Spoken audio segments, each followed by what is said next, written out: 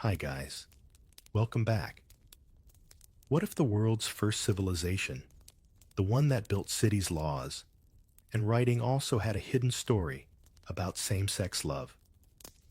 In ancient Mesopotamia, clay tablets mention temple servants and priests who lived outside the usual roles of man and woman. Myths speak of gods who loved their own gender, like Inanna and her chosen men, or Gilgamesh and Enkidu, whose bond was written with deep affection. Some rituals and temples even suggest that intimacy wasn't condemned, but woven into the sacred. But how much of this was acceptance and how much is modern interpretation of ancient words? The line between devotion, friendship, and desire is blurry even after 4,000 years. What do you think? Were the Sumerians more open than we imagine? Or are we reading too much into the past? Share your thoughts in the comments and tell me the time you're watching. If you enjoy history that challenges what we think we know, subscribe, no pressure, but the next stories go even deeper. You stand at the edge of something enormous: stone, silence, and heat. The wind carries dust from a ziggurat so tall it could almost scrape the sky. And for a moment you forget you're in the world's first city. Here, under the shadow of these temples, everything begins writing law beer. And a quiet, complicated idea of love that history rarely talks about. That's your hook. Because tonight, you're not walking through Mesopotamia as a scholar with a notebook. You're slipping into it as an observer of whispers, those that hum beneath the noise of markets between prayers, to gods who love like humans and humans who sometimes loved like gods. You walk through Uruk, where the air smells like baked clay and date wine. Streets coil between mud brick houses, and every wall seems to sweat under the sun. Men call to each other across alleys. Merchants argue over grain prices, and temple servants sweep the dust from courtyards lined with offerings. Figs, honey, incense. Somewhere beyond the great temple of Inanna gleams layered like a wedding cake of limestone and devotion. You'd think this world, 4,000 years before your own, would feel primitive. Yet strangely, it's alive, with ideas about desire, gender, and divinity that are far more fluid than most modern societies would dare to admit. People here don't divide themselves by labels the way you do. There's no parade, no flag, no debate about who belongs where. Instead, everything, identity, love, body, spirit, is woven into a single tapestry of fate. The gods decide much of it, but not all.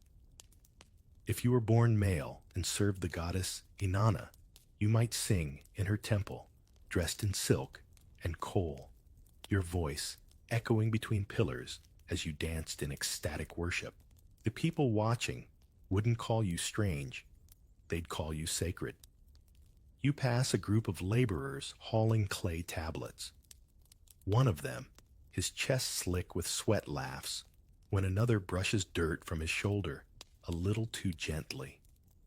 It's a fleeting gesture, almost invisible, but it says everything. In a world obsessed with the favor of gods, human touch still matters.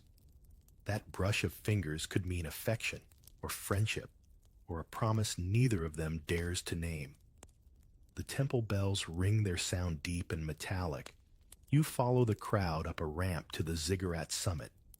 The wind is sharper here, and you can see all of Uruk flat roofs, canals glinting like silver threads, smoke rising from kilns. A priest chants his robe the color of sunrise.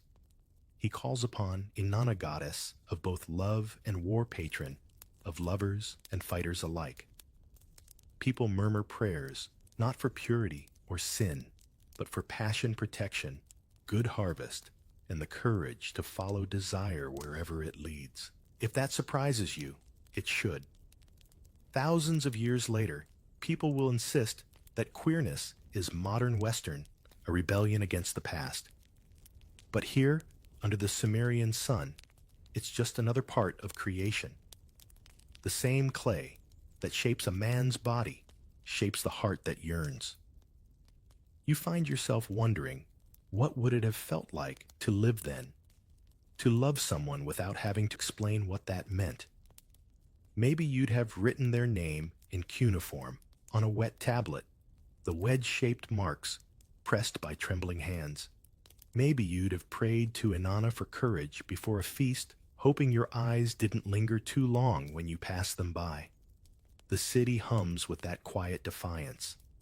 There are rules, of course, laws about property, inheritance, marriage, but the private world of the heart moves in softer rhythms. Historians have found hymns written for gods and lovers that blur the line between devotion and desire. The poets didn't care which way the wind blew as long as it carried the scent of longing. Someone behind you mutters that the goddess herself once descended into the underworld for love, shedding her garments one by one until she stood naked before the queen of the dead. That story, like the heat, lingers. Inanna is not a goddess of moderation. She's the divine embodiment of chaos, sensuality, and power. And when your gods can transform between male and female, when they can love fiercely across every boundary, what does that teach you about the humans who worship them? Down below, musicians begin to play the sound of lyres, flutes, and drums, rolling through the streets like warm honey. Lovers meet under torchlight. You can't tell who's married, who's faithful, who's free, because here the city doesn't draw its lines the way later civilizations will. It's messy, real human. And somehow it makes sense. If you could step into a tavern tonight, you'd hear laughter spilling from clay mugs, jokes traded between workers, merchants, and temple singers. One might lean too close, the other might not pull away. That's the thing about ancient Mesopotamia. It never gives you the neat moral boxes you crave. It just gives you people. And as you leave the ziggurat, following the smell of roasting lamb and beer, you realize this civilization, often called the cradle of humanity, was also the cradle of complexity. In its dust lies not just the birth of writing law and kingship, but the oldest truth of all: the heart has always wanted what it wants. You wake before dawn, the air still heavy with smell of incense and burnt oil. The city hasn't yet begun to stir. Only the temple courtyards whisper, filled with the distant sound of chanting.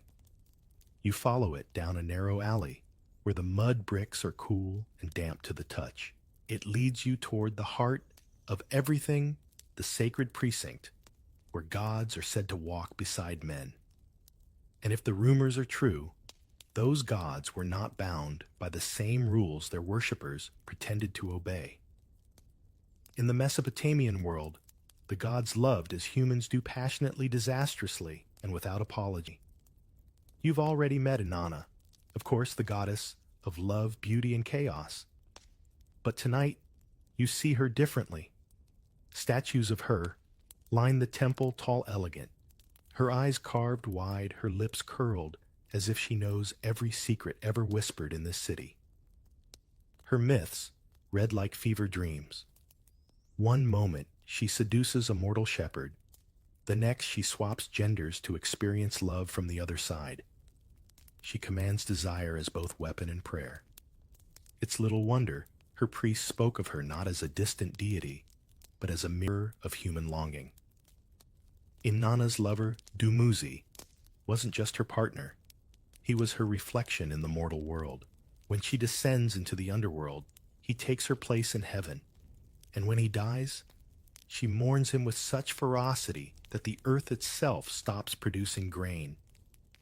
Yet in some hymns, Inanna's affection shifts fluidly toward female figures, even her own priestesses. The texts don't judge. They simply describe what is. That's what fascinates you most. These people didn't moralize love. They mythologized it. A priest walks past you, his face painted with pale clay, a golden fringe hanging from his robe. He's humming the opening lines of a hymn.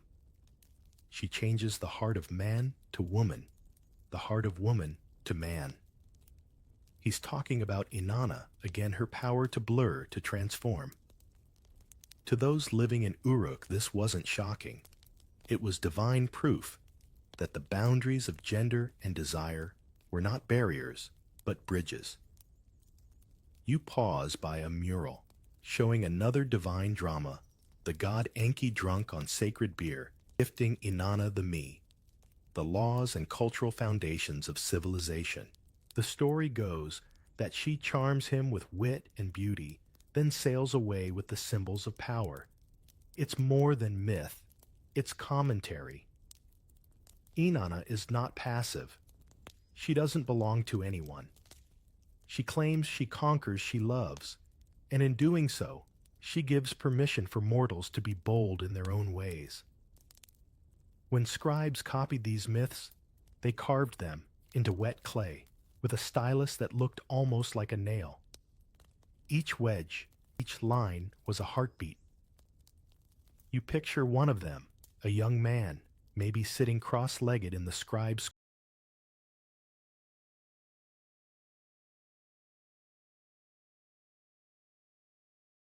school courtyard. He writes of gods who kiss, who cry, who cross the boundaries of flesh and fate. Maybe he feels something stir inside him as he presses the stylus into the clay. Maybe that's the point. It's easy to assume ancient religion was all sacrifice and fear, but Mesopotamian spirituality was oddly intimate. When they worshipped, they didn't just honor the divine, they participated in it. If a god could be both male and female lover and warrior, then what did that mean for the humans shaped in their image? You might call it theology. They called it balance. And let's be honest, humans have always needed stories that give them permission to feel what society doesn't. Today, people find that in movies, novels, songs. Back then, they found it in myths, carved in clay. You can almost imagine someone whispering, "If Inanna can love whomever she wishes, why can't I?" But not every god shared her openness. Some, like Enlil or Utu, represented order and judgment. They valued stability, the opposite of Inanna's wild heart. Their temples stood in austere contrast, ruled by priests who demanded obedience. And yet those same priests still recited hymns that spoke of divine unions beyond the mortal norm. The tension was always there, the need to appear proper in daylight, and the yearning to break boundaries in darkness. You step into a side chamber where offerings of bread and dates sit before a carved idol.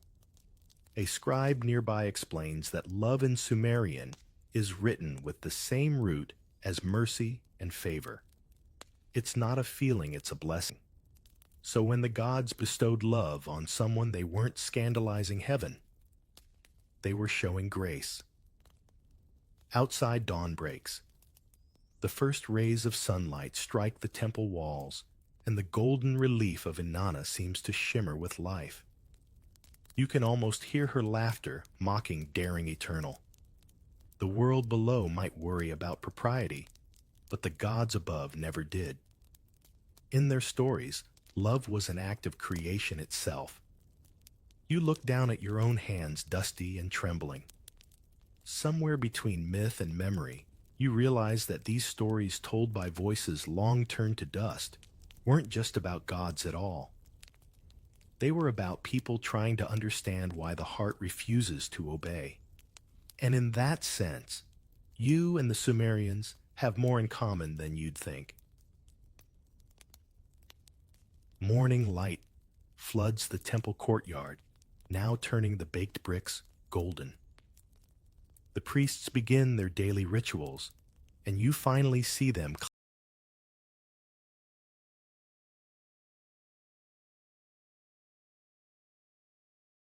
clearly, the Gala Inanna's chosen servants. Their voices rise like a soft tide layered in harmony, half prayer and half performance. They are dressed in flowing robes dyed indigo and crimson, their hair oiled and braided with ribbons. And when they sing, it feels as if the air itself bends. The Gala are not just priests, they are bridges. In the eyes of ancient Mesopotamians, they stand between worlds, between male and female human, and divine sacred and profane. Many were born male, but took on feminine speech clothing and gesture as acts of devotion to Inanna. Some were eunuchs, castrated not as punishment, but as transformation. Their new bodies, freed from the expectations of ordinary men, made them vessels of divine power. You watch one of them pour honeyed wine over a small altar. He sways to the rhythm of his own chant, his bracelets clinking with every movement. People watch him with reverence, not judgment. To them, this performance isn't strange, it's sacred theater. The Gala speak to the goddess in a secret tongue called Emesal, a dialect reserved for women and divine beings. It's the same dialect Inanna herself would use if she descended to the temple. And when they sing her hymns, they don't just praise her, they become her. There's something mesmerizing about it. The sound is high and trembling, almost like the wail of a flute. One hymn preserved on a clay tablet reads, "I am the servant who weeps for the goddess. My tears are her tears, my joy, her joy." You imagine hearing that echo through the streets at night, and suddenly the ancient world feels closer, less distant, more human. It's easy to overlook what's happening here. A society from nearly 5 millennia ago giving public respect to those who live outside traditional gender norms. Inanna's cult doesn't just tolerate them, it needs them. Without the Gala, her ceremonies would lose their rhythm, her myths, their voice.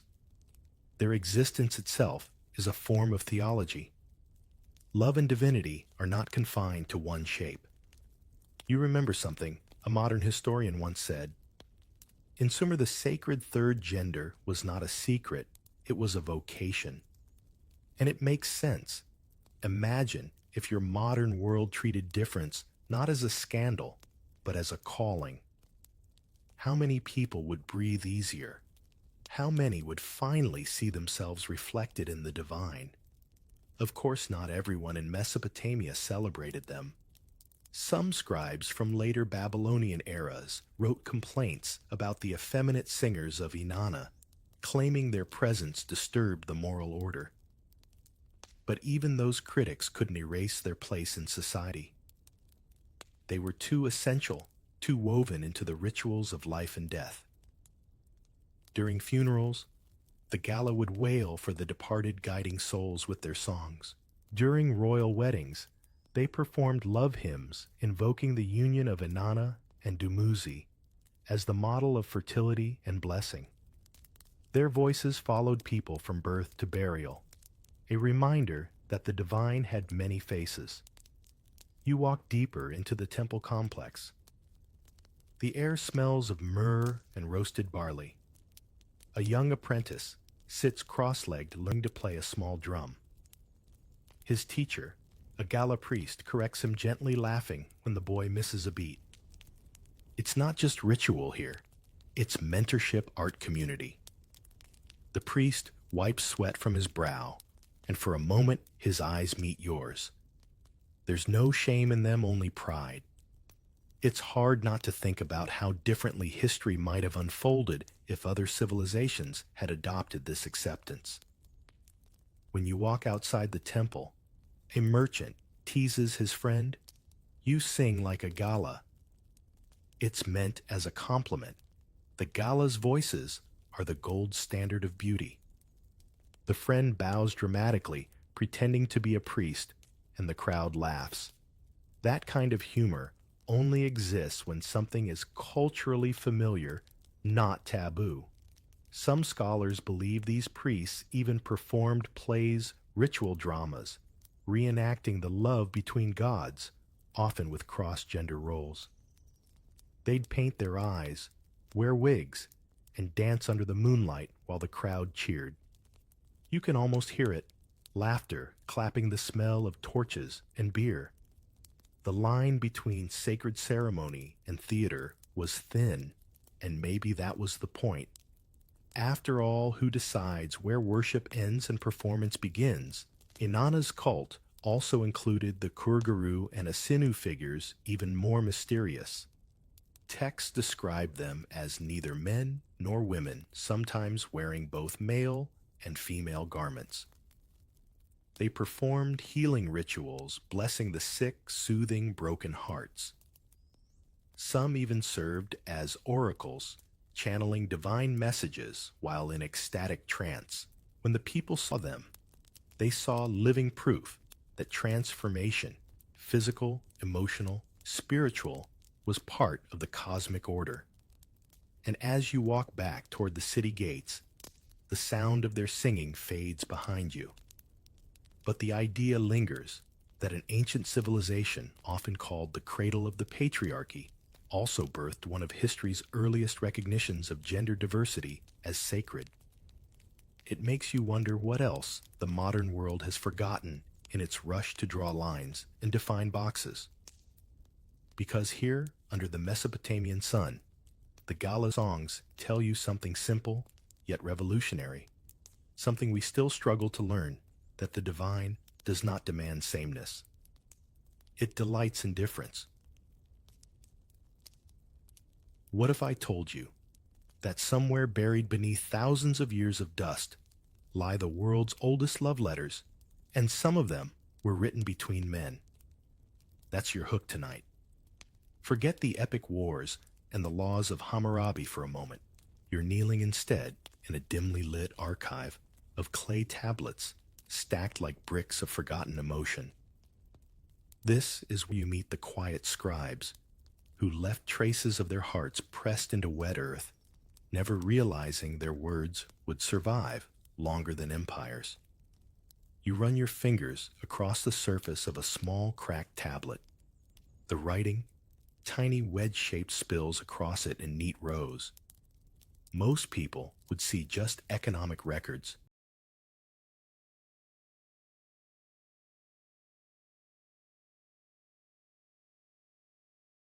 Grain deliveries, temple inventories, marriage contracts. But every so often, you stumble upon something that doesn't fit phrases about beauty, affection, or longing that no merchant would ever record. One Sumerian text from around 2000 BCE reads like a confession, disguised as poetry. You have captivated me. Your charm is sweet.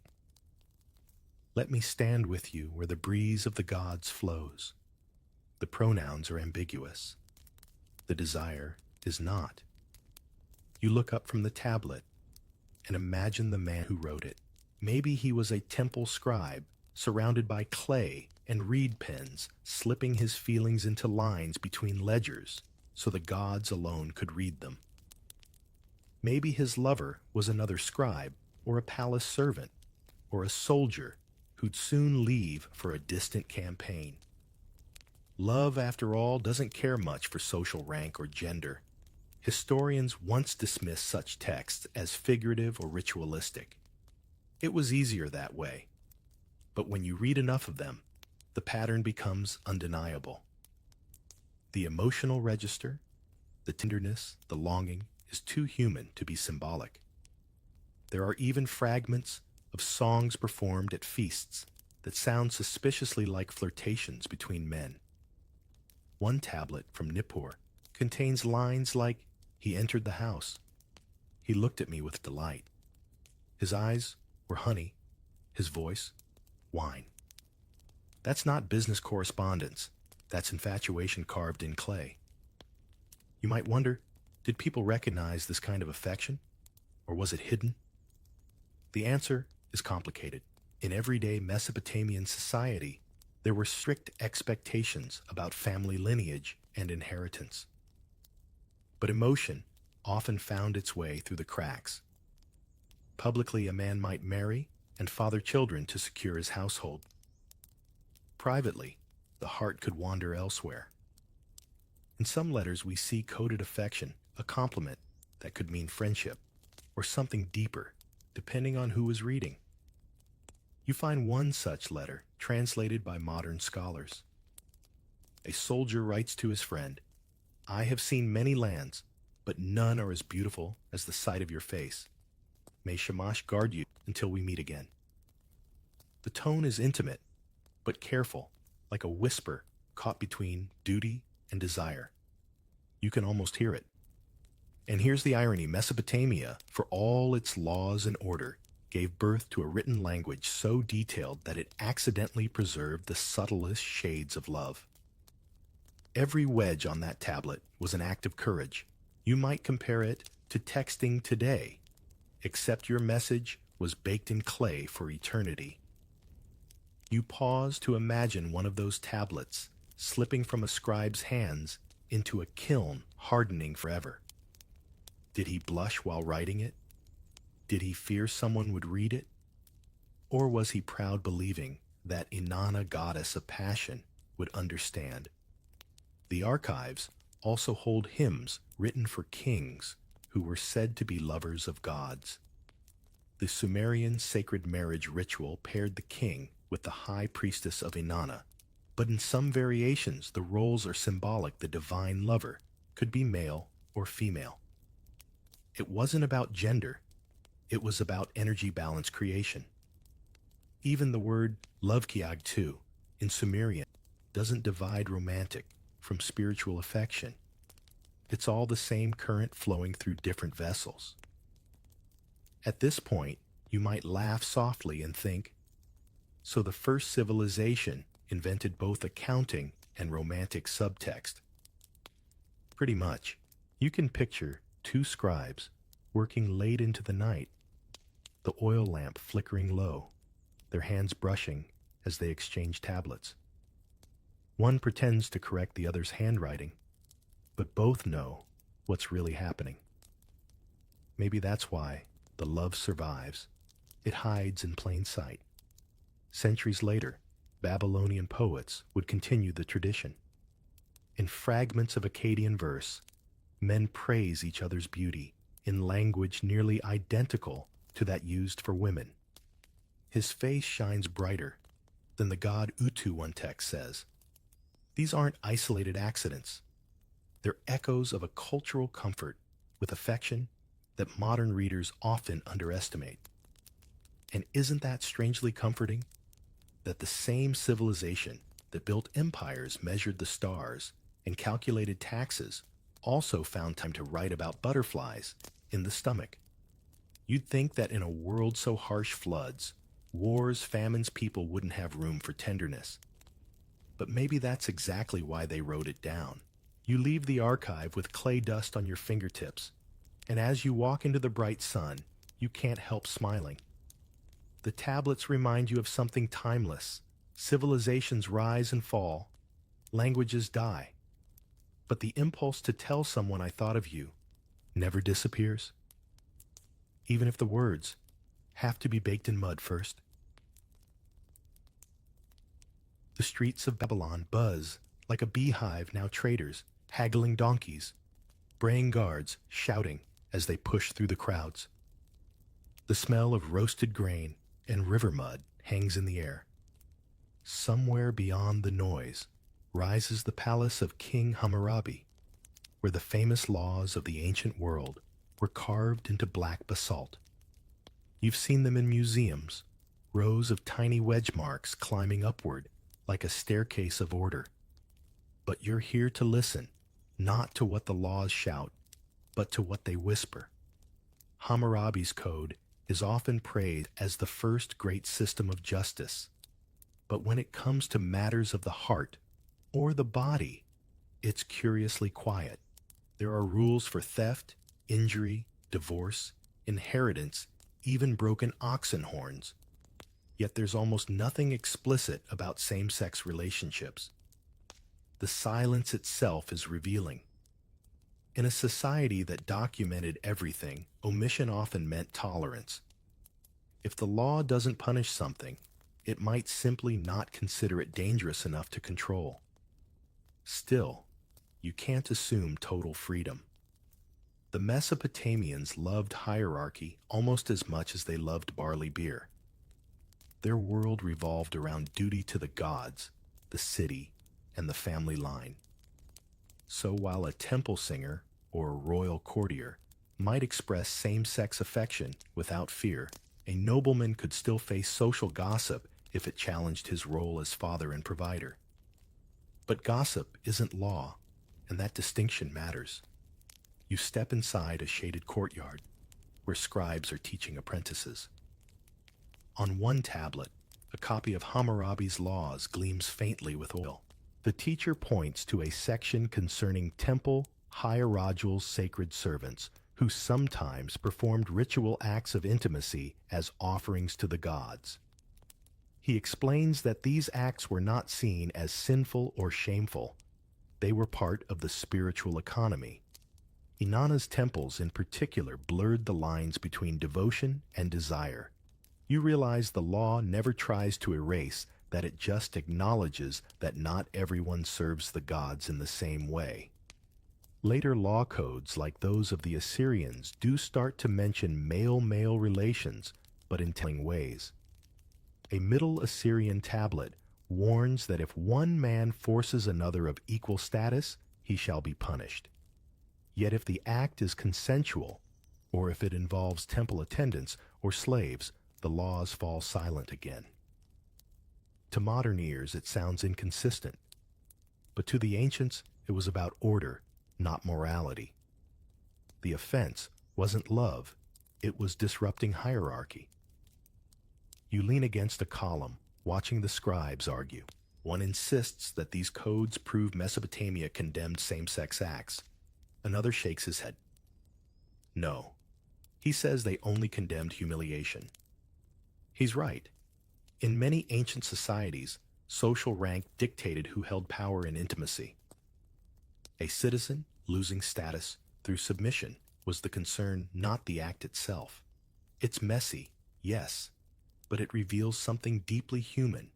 People will always invent reasons to justify what they already fear. Outside, the sound of hammers rings through the streets as artisans carve new copies of the code. You notice that the tablet itself begins with an image of Hammurabi receiving authority from the god Shamash, the god of justice depicted as radiant and calm. Below that divine meeting, the words cascade downward, binding every farmer, merchant, and king under the same cosmic order. You can't help but think, for a civilization that worshipped balance and reciprocity, perhaps they believed even love had its laws of symmetry. Still, that silence, so deliberate, so heavy, feels almost modern. We often assume ancient people obsessed over control, but in truth, they sometimes knew when to look away. When something belonged to the private sphere of temple or heart, they left it there. Hammurabi's laws never demanded purity of thought or desire. They demanded responsibility. If you made a promise, kept it. If you took a wife, fed her. If you wronged someone, compensated them. But what you felt when the moon rose over the Euphrates, that was between you and the gods. You wander toward the riverbanks, where men are loading barges with grain. One of them wipes sweat from his brow and jokes. The law says, I owe taxes, not explanations. Everyone laughs, and the moment slips by like the current. That's the rhythm of Mesopotamian life, strict on paper, flexible in practice. There's a fascinating paradox here. The same civilization that built empires on structure also allowed emotional chaos to exist quietly beside it. The clay tablets don't moralize affection. They regulate commerce. It's as though the lawmakers knew that the heart, unlike silver or livestock, can't be measured by weight. Think about that next time someone tells you that history is just a chain of repression. Sometimes the oldest societies were simply pragmatic. If love didn't threaten crops or taxes, why legislate it? Maybe they understood what modern societies still struggle with, that the law can shape behavior, but never truly legislate longing. As you walk back through the bazaar, the sun drops low, and the world turns copper-colored. The shouts fade, the dust settles, and the black stele of Hammurabi glows faintly in the dusk. It stands there, proud, unbending, yet silent, on the one thing that defines us most. Perhaps that's the final lesson it offers. Not everything sacred needs to be carved in stone. Evening comes quietly to Babylon. The streets thin, out the smell of bread, and smoke lingers, and the last light of the sun settles on the rooftops like a blessing. You walk through narrow alleys toward the residential quarters, the part of the city where life is lived, not recorded. There are no kings here, no grand inscriptions, only people merchants counting coins, mothers sweeping courtyards, and children chasing each other past the clay ovens. It's here that you start to see how the ordinary Mesopotamian navigated love duty and the unspoken rules that kept everything in balance. The household was sacred, almost its own tiny universe. Every man was expected to build one, fill it with children, and maintain its stability like a small kingdom. Marriage in this world wasn't about romance. It was about alliances, property, and survival. A family's future depended on sons who could inherit land, daughters who could marry well, and wives who could manage the home. Yet somehow, amid all that structure, the human heart still found room for softness and longing that didn't always fit the script.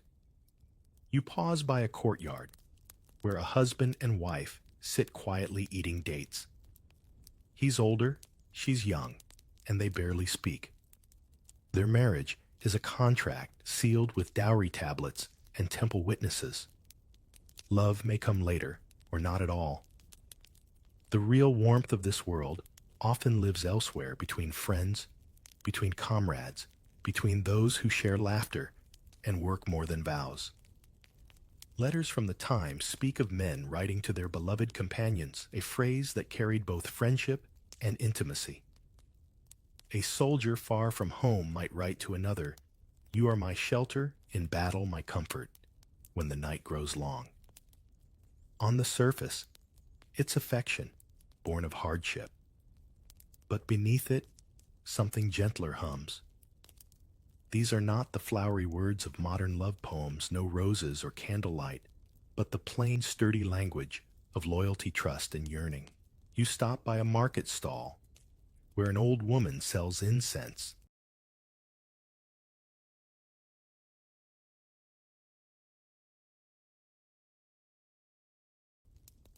She tells you that in her day, young men often swore friendship oaths in the temple, binding promises of devotion, sometimes for life.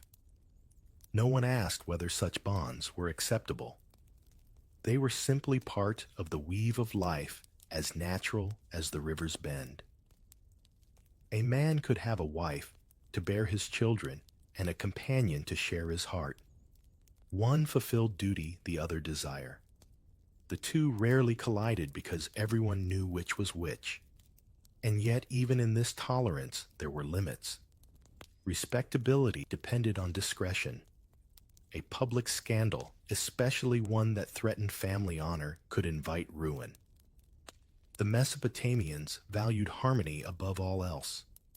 They didn't ask you to hide who you were, but they did ask you not to disturb the balance. So affection survived in private gestures, a hand resting too long on another's shoulder, a gift of carved wood hidden in a storage jar, a whispered prayer at the temple gate.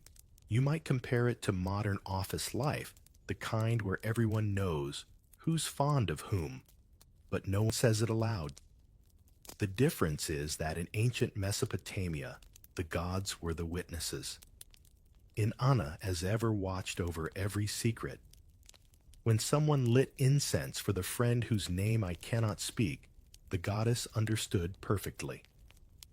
You pass a row of small homes built close together. Through a half-open door, you catch the faint sound of a lyre. A man sits alone inside tuning its strings.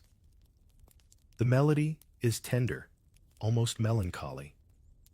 Maybe he's waiting for someone who can't come openly, or maybe he's just remembering. History doesn't tell you his name, but you can feel his presence, the kind of quiet loneliness that transcends centuries. Household tablets often list slaves, livestock, or grain rations, but rarely emotions. Still, you can find hints if you look carefully. A few scribes wrote wills, leaving gifts to my dear friend who tended my hearth. Others describe partnerships lasting years, unacknowledged by family law, but respected by neighbors. No moral panic, no sermons, just quiet coexistence. And that's what makes Mesopotamia so paradoxical. This was a world obsessed with order, kings issuing decrees, gods demanding rituals, families managing lineages, yet beneath all that there was space for contradiction. The same man who bowed before Shamash at dawn could meet his companion at dusk, sharing wine and laughter beneath the palm trees. The heart found its loopholes. You sit on the low wall of an empty courtyard as night falls. The moon rises over the Euphrates, painting the rooftops silver. Somewhere nearby, two men trade jokes in hushed voices. Their laughter is easy familiar, the sound of a bond, unburdened by fear. You wonder how many such moments have been lost to time, how many lives unfolded quietly between the lines of history, never judged, never praised, simply lived. And maybe that's the lesson here: civilizations don't survive on law and conquest alone. They survive because ordinary people in the cracks between duty and desire keep finding ways to be human. You realize that Mesopotamia's genius wasn't just inventing writing or the wheel. It was in understanding that even in the most rigid of worlds, the heart will always find a place to rest. What if I told you that behind the polished walls of royal palaces, the same places you picture, filled with stern kings and trembling servants, there pulsed a far quieter, more human story, that some of those kings shared their power, not just with their queens, but with companions whose closeness was written between the lines of royal tablets. That's your hook. And as you step through the gates of an ancient throne room, you realize history's most powerful men were often surrounded by intimacy, too complex for official inscriptions to name. The court of a Mesopotamian king was more than politics, it was theater. Gold cedar wood, incense music, every gesture was performance. Yet behind that spectacle moved the real players, scribes, advisors, cupbearers, bodyguards. They weren't just employees. They were confidants, sometimes closer than family. Power in this world was personal, and trust was everything. Imagine ruling a city of tens of thousands, one flood, one revolt, one fever, away from collapse. Who would you lean on when your empire's weight pressed hardest? In the royal archives of Mari archaeologists found letters that peel back that mask of formality. King Zimri-Lim wrote to one of his generals, "You are my heart. Without you, I cannot sit on my throne." That's not bureaucratic flattery, that's vulnerability. Historians debate whether it's metaphor or affection, but if you read enough of these letters, you start to feel a pattern. The language of loyalty and the language of love often sound identical when survival depends on trust. Then there's the famous King Gilgamesh of Uruk, the semi-mythical ruler immortalized in the world's first great epic. His friendship with Enkidu is described as a bond stronger than the clasp of a woman. When Enkidu dies, Gilgamesh collapses in grief, so consuming it drives him to seek immortality. For centuries, scholars treated it as symbolism. But perhaps that's the point. Ancient people encoded affection in myth, because myth was the only place it could live forever. You walk through a reconstructed throne room, frescoes depicting battles and feasts. In one corner, a cupbearer offers wine to the king. His face is painted with the same care as the monarch's, their eyes level, their bodies angled toward one another, as though mid-conversation. In a world where servants were usually drawn smaller, that equality of scale means something. The artist knew. Maybe everyone did. Even Assyrian kings, famous for their conquests, kept favorites who traveled everywhere with them. A clay tablet from Nineveh mentions a royal attendant described as beloved companion of the king. The text doesn't elaborate, and it doesn't need to. Everyone at court would have understood the significance. Such relationships weren't scandal. They were privilege. To be loved by the king meant access to his ear, his table, his secrets, and perhaps his affection. Still, the palace was a dangerous stage. Affection could look like favoritism, and favoritism could spark jealousy. In one Babylonian chronicle, a royal vizier was executed after rumors spread that he was too close to the king. The official charge was treason. But the subtext, you can almost hear the whispers behind the marble walls. You linger near the throne dais, tracing the grooves worn into the floor by centuries of feet. How many glances? How many secrets pass through this space? You picture a night banquet, torches flickering, musicians playing softly, the air thick with perfume. A king laughs at something whispered in his ear by his most trusted attendant. Around them, courtiers pretend not to notice. You can almost feel the tension, the line between devotion and desire so thin it's practically decorative. But affection at court wasn't always romantic. Sometimes it was symbolic part of what scholars call homosocial intimacy, where brotherhood and loyalty blur into tenderness. In a world of constant warfare, men lived and died side by side. To love your companion was to love survival itself. And yet, the emotion that underpinned it, jealousy, grief, attachment, was real. When Gilgamesh wept for Enkidu, he wasn't mourning strategy. He was mourning his other half. You think about modern politicians, their chiefs of staff and personal aides. Publicly professional, privately essential. The same dynamic echoed through these ancient palaces, except then affection was divine currency. Many kings compared their relationships with their favorites to the bond between gods Shamash and his attendant Bunene, or Inanna and her loyal priests. It wasn't seen as unnatural. It was seen as sacred symmetry. In the royal gardens, moonlight reflects off still water. You imagine a king walking with his trusted scribe after the day's judgments are done. They talk about the harvest, the stars, perhaps the coming war.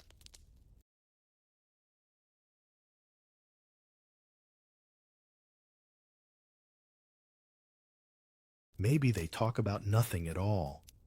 Maybe that's what intimacy looks like in a world where everything else is performance, two voices in the dark, unrecorded by history, yet heavier with truth than all the carved laws of stone. If you listen closely, you can almost hear their footsteps fade, leaving behind a single truth. The tablets never dared to say out loud that love, whatever form it takes, has always been the most political act of all, because in every age the heart defies hierarchy. And in those quiet, forbidden moments, even kings remember they're only human. The battlefield smells like metal and dust. You're standing on a plain somewhere near the Euphrates, centuries after Gilgamesh's time, when armies march beneath banners painted with the gods' symbols. The sun beats down on bronze helmets, and the sound of marching feet turns the earth into thunder. War in ancient Mesopotamia wasn't just about conquest, it was ritual survival and identity. Yet in the middle of all that violence, something startlingly human persisted: the bond between warriors, a loyalty that went far beyond command or rank. Imagine it. Two men fighting side by side, sharing bread, tending wounds. In their world, that bond is sacred. When you sleep in the same trenches and carry each other across rivers swollen with floodwater, friendship doesn't feel like friendship anymore. It feels like destiny. Babylonian soldiers swore oaths, not just to their king, but to each other. They called it Akadu Lamadu, the bond of comradeship. To break it was unthinkable. You walk among tents scattered near the riverbank. Men sit, sharpening their spears, laughing quietly, sharing figs and stories. It looks ordinary, but the air hums with something deeper. Across history, this same closeness will appear again and again: the sacred band of Thebes, samurai companions, medieval knights. But here in Mesopotamia, it's older, raw, unfiltered, woven into the rhythm of life. A scribe once wrote that the god Nergal, patron of war, chose his most faithful followers not for strength, but for loyalty unto the marrow. That phrase shows up later in love poetry, too, blurring the line between devotion and desire. You can't help but think the soldiers understood that better than anyone. As dusk falls, the army forms a circle around a small fire. Their commander, a grizzled veteran, speaks of courage, of dying well, of standing firm. But when he finishes, the men clasp hands in silence. One presses his forehead to another's shoulder before walking away. It's a gesture that doesn't belong to orders or discipline. It belongs to affection. You see it repeated again and again, wordless but unmistakable. If you were to eavesdrop on their conversations, you'd find teasing, crude jokes and boasts like any group of men under pressure. But beneath it all, an intimacy built on shared danger. When people live every day, knowing they might not see sunrise, they drop the masks society gives them. They start to say the things they mean. There's a Babylonian proverb that says, "A friend in battle is a second soul." It's a line that could fit on any modern war memorial. The tablets that preserve it don't bother to explain what kind of friendship that is.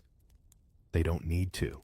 Everyone knew the feeling, the one person whose presence made fear bearable, the one whose loss would break you. You sit by a dying fire now, listening to the hum of cicadas. Across the camp, two soldiers share a water skin, their shoulders brushing. It's nothing theatrical, just the quiet gravity of trust. In another world, maybe they'd be poets, lovers, farmers. Here, they're brothers in arms, and that's enough. Later, after the battle, when the wounded return to camp, you notice how they care for each other. One soldier lifts another's head to give him water, his hands trembling. He murmurs something soft, almost a prayer. For a civilization so old, so often described as brutal, these gestures speak louder than the myths of kings and gods. Compassion is their rebellion. You can almost picture Inanna herself watching from the stars, the goddess of love and war, smiling at the irony. She was worshipped by soldiers as much as by lovers. Her hymns describe passion and violence as two sides of the same flame. Maybe that's why the warriors sang to her before battle, not for victory, but for the strength to keep feeling human amid the chaos. Some scholars think these bonds helped hold Mesopotamian armies together. Others argue they threatened discipline. The truth is, probably both. Affection has always been the military's best-kept secret. It makes men fight harder and mourn longer. When one soldier dies, another carves his name into a tablet or a weapon, ensuring he's remembered. Sometimes those inscriptions include phrases like, "He was beloved." It's impossible to know how literal that word was meant, but it always lands the same way, heavy, intimate, true. You think about modern soldiers, the photographs they keep tucked into helmets, the jokes that hide fear, the way they cling to each other in silence. Humanity doesn't change much, does it? The armor evolves.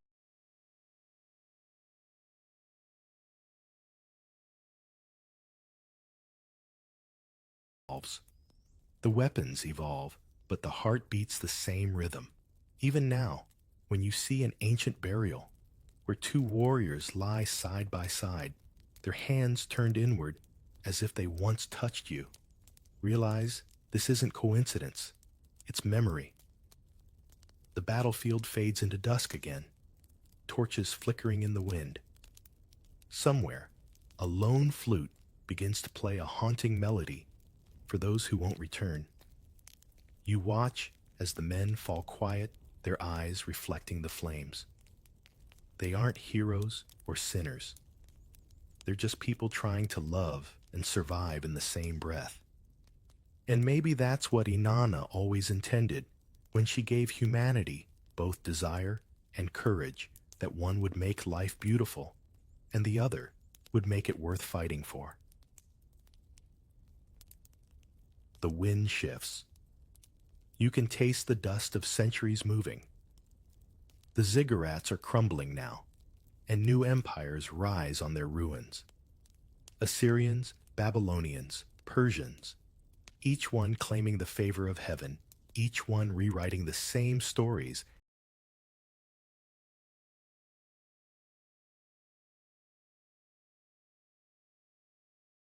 in a slightly different tongue.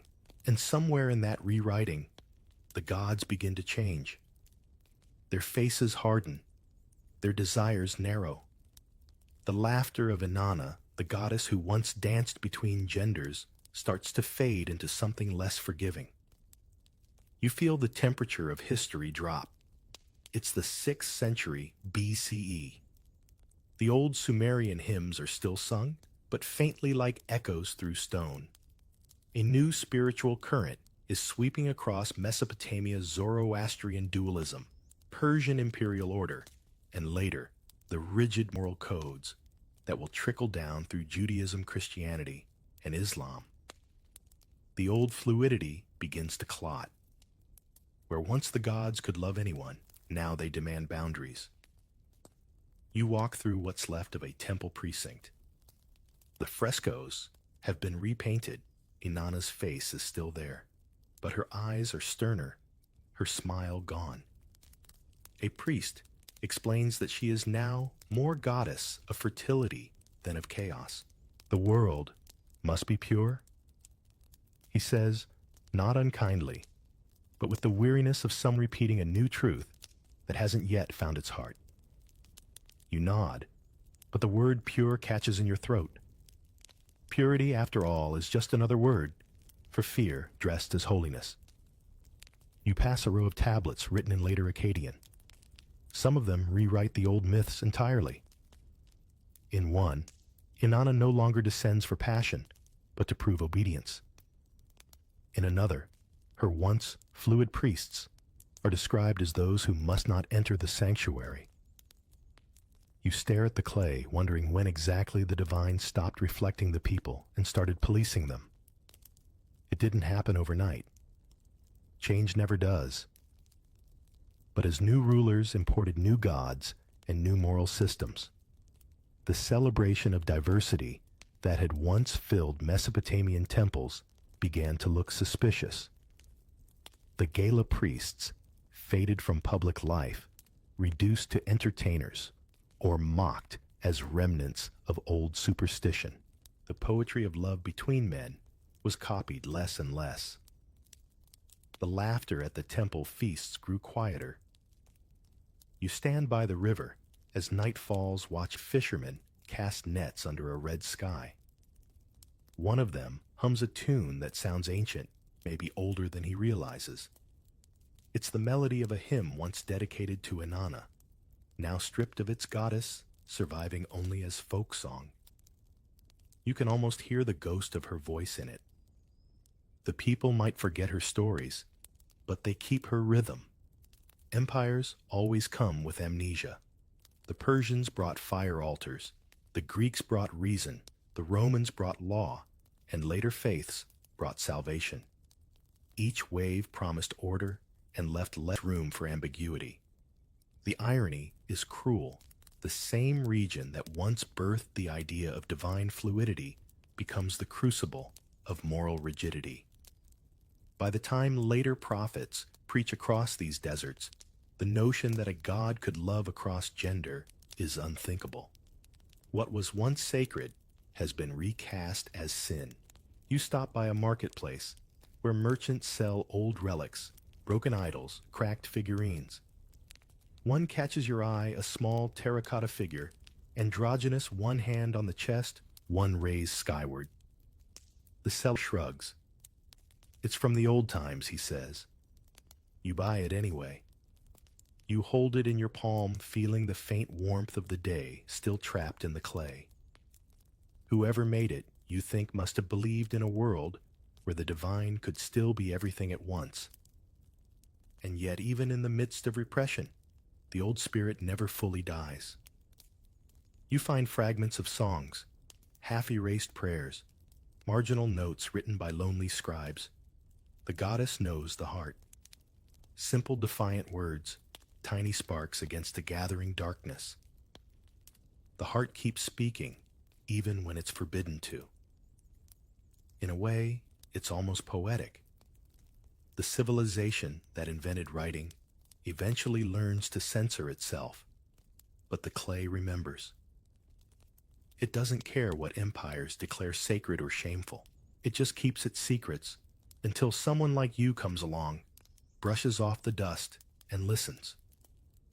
Standing in the ruins, you think about how quickly human beings turn mystery into rulebook. Once the god's love was vast enough to include everyone. Then fear arrived, disguised as morality, whispering that heaven could be tidy if only the heart obeyed. But the heart never did. It simply learned to whisper back. The wind picks up again, and you catch the faintest scent of myrrh, impossible this far from any living temple.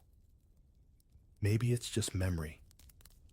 Or maybe something older still lingers here, the echo of a goddess who refuses to be forgotten. Inanna's devotees may be gone, but their songs still hum in the dust. And as the stars rise over the ruins of Ur and Babylon, you realize something that every conqueror forgot. Silence isn't the same as absence. Even when the gods turned their faces away, love never stopped looking back. What if I told you that everything we know about ancient Mesopotamia, the empires, the laws, the wars, was only half the story, and that the other half still breathes under our feet? You stand among the ruins, now beneath the same stars that watch the first city rise, and the silence feels alive. Somewhere below, buried beneath layers of clay and time, the faint pulse of human connection still beats. You can almost hear it like the echo of a drum, too deep for the ear, but not for the heart. The archaeologists around you are careful and quiet. Their brushes move like whispers, uncovering fragments of the world's first love songs, first laments, first attempts to explain why the heart does what it does. Each piece is tiny, incomplete, yet when you fit them together, you see a truth that refuses to die. Love was never new. It didn't begin with Rome or Greece or Shakespeare's sonnets. It began here in the mud between the rivers when humans first learned to carve their longing into clay. You pick up a small shard, once part of a larger tablet. The wedge marks are faint, but the words translated later say, "My friend, my delight, I will not forget you." It's not addressed to a king or a goddess, just to another person. No titles, no lineage, just affection. That's the heartbeat of history. Most people miss the way tenderness survives even when civilizations don't. Around you, the desert stretches endless, golden and quiet. But look closer, and you'll see that it's not empty. It's layered. Every grain of sand hides another story, another secret moment when someone reached for someone else. The people who lived here built ziggurats and irrigation canals, yes, but they also built something more fragile, an eternal connection. You think of the Gala priests, whose songs once made the air shimmer of scribes sneaking affection between their ledgers of warriors binding themselves by blood, and trust of kings whispering to their companions in gardens after dusk. None of them knew their gestures would last longer than their empires. They were just living imperfectly, tenderly, boldly. And somehow, that was enough for history to remember. There's a strange comfort in knowing that the same river that reflected Inanna's temple once reflected human faces, tired, laughing, hopeful, guilty, brave. The Euphrates still flows carrying whispers from 5,000 years ago. Maybe if you listen closely, you can hear them. The tone isn't grand or tragic. It's ordinary, almost mundane, like two people talking softly in a crowded room, not realizing the world will forget everything else about them but this. You sit down on a low wall, feeling the warmth of the stone through your hands. The stars above look just as they did to the Sumerians, and for a fleeting moment you share the same sky, the same questions.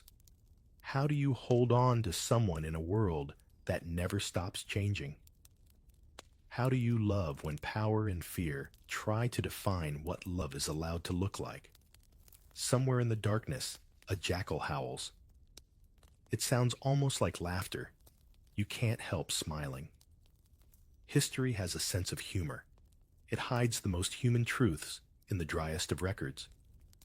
We dig through laws, hymns, and tax receipts only to find what we were really looking for. All along, proof that we have always been this way. Complicated, brave, soft-hearted, even when pretending not to be. And when you think about the long arc of it, the ziggurats turned to dust, the language is dead, the gods renamed you. Realize that the one thing Mesopotamia never truly lost was its humanity. The temples may have fallen silent, but the clay tablets still whisper the same message again and again, that love, however forbidden or forgotten, always finds a way to leave its mark. You stand and brush the dust from your hands. The night is cool, the kind of cool that makes every sound feel sharper. For a moment, the ruins don't look dead. They look alive, as if lit from within by the memories of everyone who ever dared to feel something the world told them not to. You almost expect to see a figure in the distance, a priest in indigo robes, or a scribe holding a tablet close to his chest, or a goddess smiling through the dark. And then just as suddenly, they're gone. Only the wind remains moving softly through the reeds, carrying fragments of old songs. Maybe they're prayers. Maybe they're just echoes. But as you turn to leave, you find yourself whispering back, because some part of you understands what began under the shadow of the ziggurats never truly ended. It's still here, alive in every unspoken glance, every hidden word, every quiet act of defiance that says even now the heart remembers. In the end, love in ancient Mesopotamia wasn't rebellion, it was reflection, mirroring gods who loved without shame or boundary. Yet where divinity met desire, a darker truth awaited. Beneath the incense and hymns of the temples, another secret thrived one, where faith, flesh, and power intertwined. The dark truth of sacred prostitution in Mesopotamia. What if the holiest place in the world's first city wasn't silent at all, but whispered, laughed, bargained, and sighed beneath the smell of incense and sweat? You walk through the ancient streets of Uruk, where the air itself seems heavy with secrets. Clay lamps flicker against the ziggurat sides, and even the walls seem to hum with gossip about the goddess Inanna and her temple women. You can almost hear it, priests chanting, merchants clinking coins, and someone murmuring a prayer that sounds suspiciously like a promise. The ziggurat towers above you, a mountain of sun-baked bricks built to reach the gods. But it's what happens beneath it that catches everyone's attention. The locals call the temple the Iana, the House of Heaven. Outsiders, though, whisper another name, the house where holiness meets hunger. And not the kind of hunger you satisfy with bread. It's the oldest kind, the hunger to be seen, touched, chosen, blessed. You wander closer, stepping over broken pottery and crushed flower garlands. A priest in linen passes by, eyes painted black with coal, carrying a small jar of oil. He doesn't look at you, but you catch a faint smile. Somewhere nearby, a musician strums a lyre, soft and steady, like a heartbeat wrapped in melody. You begin to understand why travelers wrote of this place with both awe and unease. At night, the temple becomes a theater. Torches paint golden halos on the walls. Perfume thickens the air.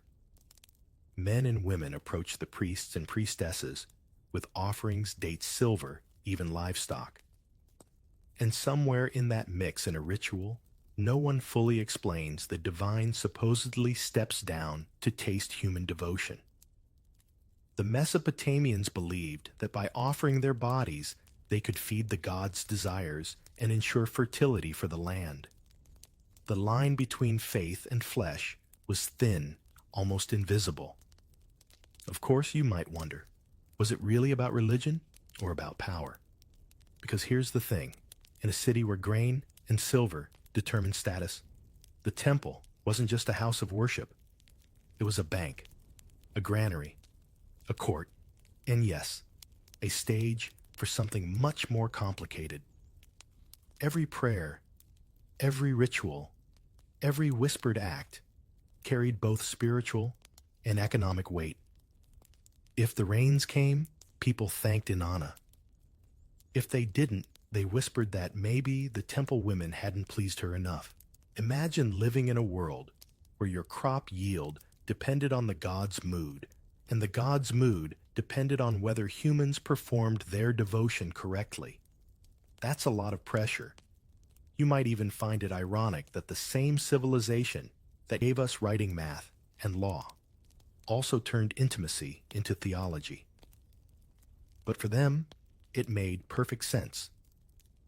If creation began with divine union, why wouldn't human union renew creation every year?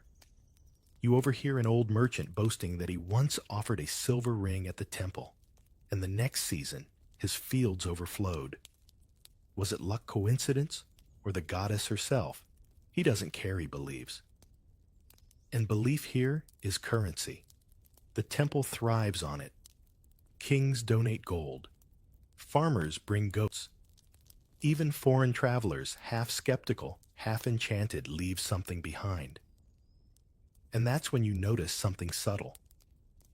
The temple's women, dressed in soft linen and adorned with jewelry, aren't portrayed as outcasts.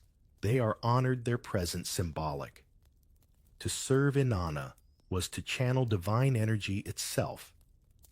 But beneath that sacred glow lies a more human story of women who may have had little choice, of families who offered daughters for status, and of men who used devotion to disguise desire. The clay tablets you've seen in museums suddenly feel less abstract. They aren't just lists of sacrifices and hymns. They're fragments of a society balancing faith and economy, spirituality and survival. In one hymn, Inanna is called she who makes kings kneel. In another, she's the lady who delights the hearts of gods. Both lines sound beautiful until you realize they also justify everything that happened in her name. You stop at a small shrine where a bronze statue of Inanna gleams under torchlight. Her eyes, once inlaid with lapis lazuli, still seem to follow you. The priest beside her murmurs, she sees all desires, yet judges none. Convenient theology, isn't it? A group of young men approaches laughing nervously. They carry garlands oil and a handful of coins. One of them jokes, "May Inanna grant me favor tonight." The others snicker, but their laughter carries a tremor of awe. Even they know the line between a joke and a prayer is thin here. You sit at the temple steps for a moment watching the endless traffic of pilgrims. A beggar nearby hums a hymn. A soldier kisses a carved idol before marching off. It's messy, human, and profoundly sincere. The sacred, it turns out, isn't always solemn. Sometimes it smells like incense and uncertainty. If you squint, you can see how modern minds would misunderstand this world, how later historians would imagine orgies and decadence, when in truth it was something else entirely, an economy of blessings, a choreography of survival. And just as the night deepens over Uruk, you sense this was never about lust at all. It was about control, wrapped in perfume and prayer, a civilization learning to manage human need by calling it divine duty. You rise, brushing sand from your clothes. The lyre music fades behind you, replaced by the distant rumble of a marketplace waking for morning. And as the sun bleeds over the ziggurat, you realize this isn't just history. It's the beginning of an empire built on the oldest human trade faith for favor. You follow the path that winds upward toward the ziggurat heart, where the goddess Inanna herself supposedly lives. The closer you climb, the more the air changes. It smells of cedar oil, burnt myrrh, and something else you can't quite name, like the sweetness of dried dates mixed with the tension before a storm. At the top stands a shrine, shimmering in gold leaf, flanked by statues of lions. And in the center, Inanna's image, stern, smiling, and somehow both mother and warrior. If gods were Instagram influencers, Inanna would have had the biggest following in Mesopotamia. She wasn't just the goddess of love and fertility. She also ruled over war storms and political drama. Her mythology reads like a cosmic soap opera. She seduces gods, defeats demons, steals sacred objects, and occasionally threatens to overthrow heaven itself. Not exactly the shy, gentle type, but that's what made her irresistible. People didn't come to her for calm. They came for power, passion, transformation. Inanna represented the wild force of creation itself, the raw, unpredictable energy that could both build and destroy civilizations. When she was pleased, crops grew, lovers found each other, and kings prospered. When she wasn't, well, you didn't want to know. You pass a wall carving showing her descent into the underworld, a story so ancient it probably predates writing. According to legend, she went down to visit her sister, Ereshkigal, the queen of the dead. To reach her, Inanna had to pass through 7 gates, removing one piece of clothing or jewelry at each. By the time she arrived, she stood naked and powerless before death itself. The priests tell you this story isn't about modesty, it's about surrender. To be reborn, even a goddess must let go of everything she controls. That story inspired countless rituals in her temples. Some say the priestesses would enact Inanna's journey, shedding garments as symbolic acts of humility before the goddess. But contrary to the Hollywood imagination, these weren't orgies. They were choreographed, ritualized acts. Every movement meant something cosmic, each gesture a metaphor for the planet Venus, which disappeared and reappeared in the sky, mirroring Inanna's descent and return. Now think about this. When Inanna rose back from the underworld, she brought life with her. That myth justified the entire agricultural calendar. It's a clever, cosmic logic.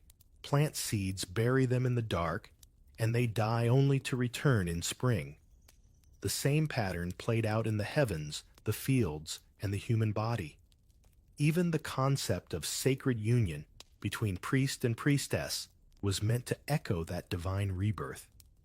The high priest, or king, played the role of Dumuzi Inanna's mortal lover. During the New Year festival, they performed a symbolic marriage to ensure fertility and cosmic balance.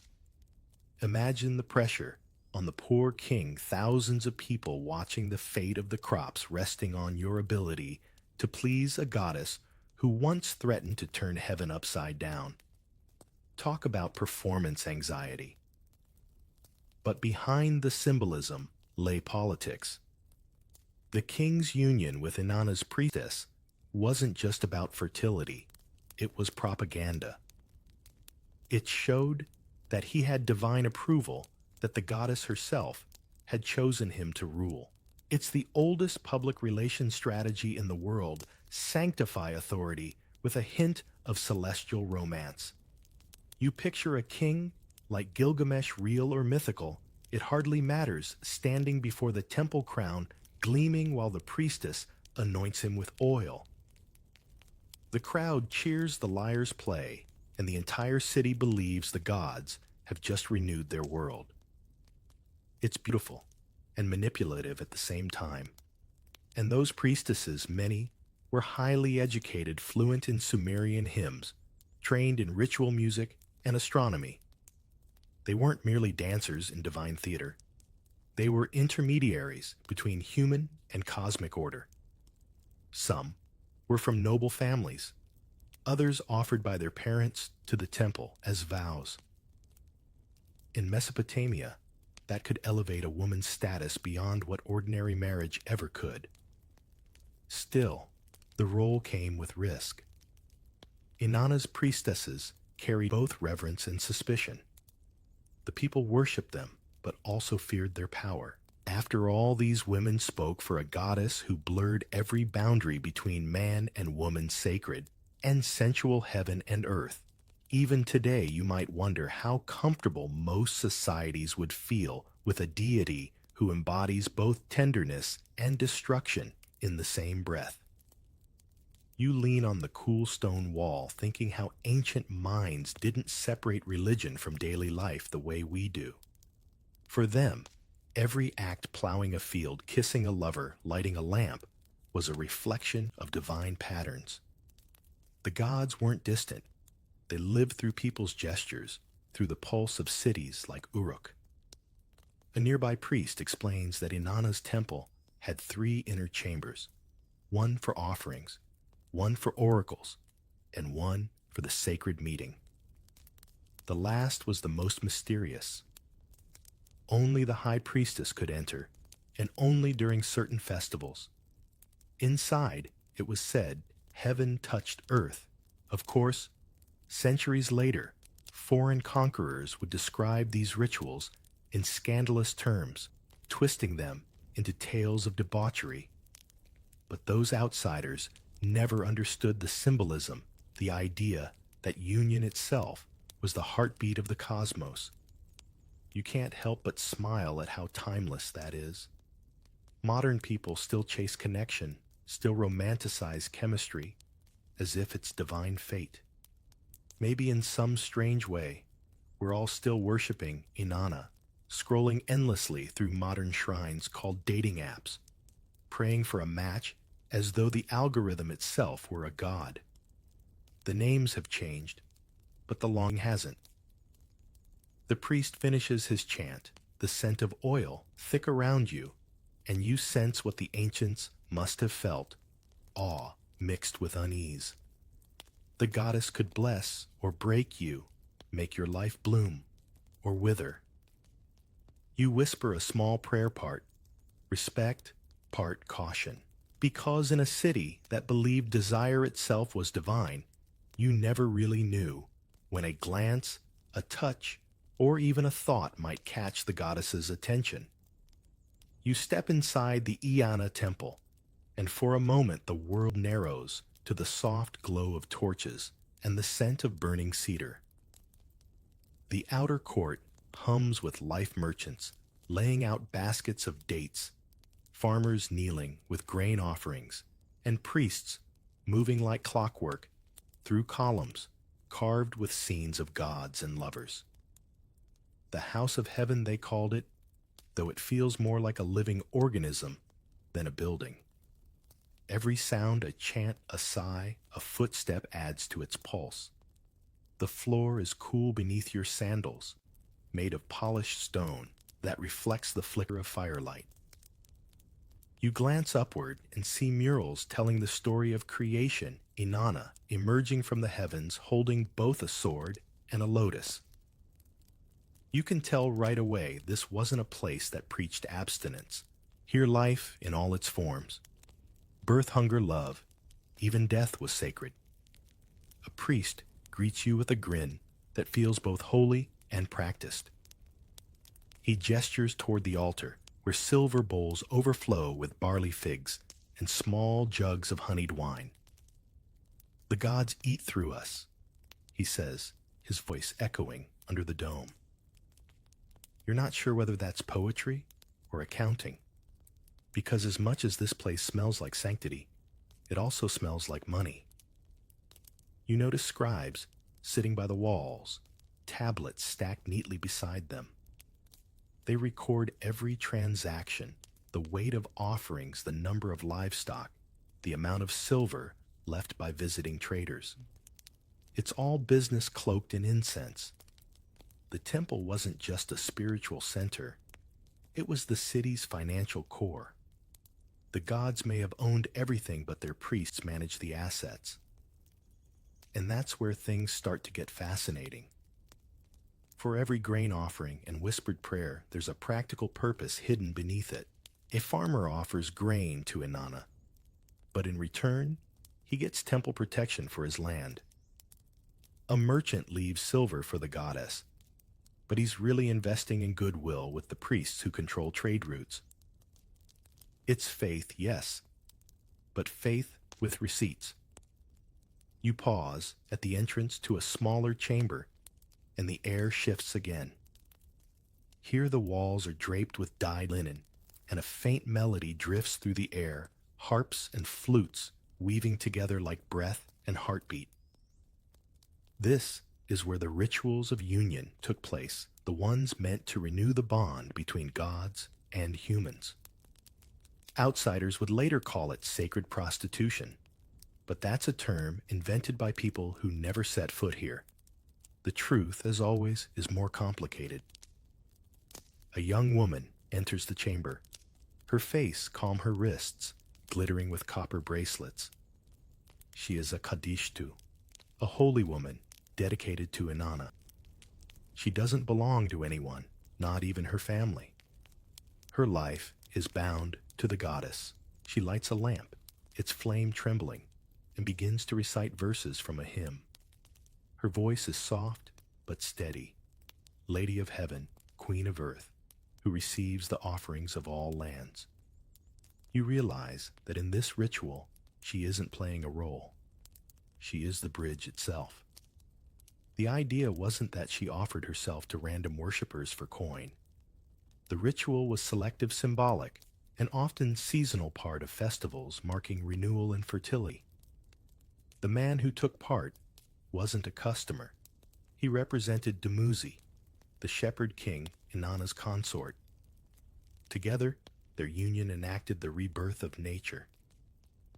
But over centuries, as cultures changed and empires fell, the memory of what these rites truly meant twisted into scandal. You imagine how easy it would have been for an outsider, say a Greek merchant, or a later Hebrew scribe, to see these rituals and misinterpret them. A woman adorned in jewels, a priest chanting over her, a man kneeling beside her. It's easy to project sin where another culture sees sanctity. History has a habit of translating metaphors into gossip, but that doesn't mean everything here was purely spiritual.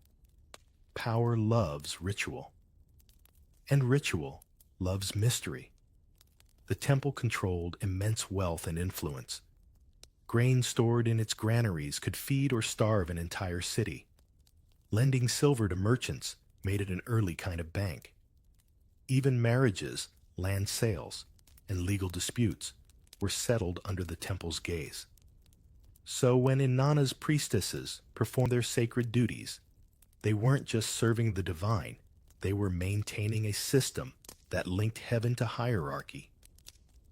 A child runs past carrying a clay jug of water, and for a second you're struck by how ordinary this all feels. The grand rituals coexist with the mundane sweeping floors, baking bread, tallying accounts. Holiness here isn't a once-a-year spectacle. It's daily labor. The gods needed constant attention, and so did their ledgers. You overhear two priests arguing quietly. One insists that the goddess must receive another silver jar to ensure the floods arrive on time. The other mutters that they've already collected enough tribute for 5 floods. You smile. Apparently, bureaucracy has existed since the dawn of civilization. And yet, despite the noise, there's a strange peace here. The people believe that by keeping the goddess satisfied through music offerings and ritual union, they sustain the balance of the world. No thunder, no drought, no pestilence can strike without her consent. It's divine insurance paid in devotion. You glance again at the Kadishtu. She finishes her hymn and looks toward the altar, her expression unreadable. For a moment, you wonder what she's thinking. Does she feel divine or simply trapped by duty? Is her service an honor or a gilded cage? The clay tablets will never tell you that part. History records the transactions, not the emotions. Outside, the first notes of dawn filter through the doorway. You step back into the courtyard, the city below, already waking to life. Donkey carts, rolling vendors, shouting smoke, curling from ovens. And from the ziggurat above, the sound of a horn signals the start of another day of worship. You can't help but feel that the Inanna temple isn't just a monument to the gods, it's a mirror of humanity itself. Our longing, our need to control what we fear, and our endless ability to turn faith into structure. Even in 21st century cities, you still see temples of power where devotion and commerce mingle. Different architecture, same blueprint. You leave the temple behind the smell of incense still clinging to your clothes. Down below, the streets shimmer in heat, and the goddess's name echoes in the air, Inanna, who blesses and demands an equal measure. Somewhere, a scribe dips his stylus into clay and records another transaction for her glory. The house of heaven, it seems, never really sleeps. What if holiness came with a price tag, and the people paying it were women whose voices we barely hear? You walk along the temple courtyard again, but this time your eyes don't fix on the gold or the statues. They follow the quiet figures moving in the background, the women who serve, pray, and wait. They are the ones history often calls by titles Nadtu, Kadishtu, Ishtartu, but rarely by name. And yet without them, the entire divine machine would grind to a halt. A young girl passes you, carrying a basket of dates. Her head is shaved, her wrists ringed with copper. She could be 12 or 15, it's hard to tell. You learn she's a Nadtu, dedicated to the god Shamash, not Inanna. Her duty isn't ritual union, but confinement.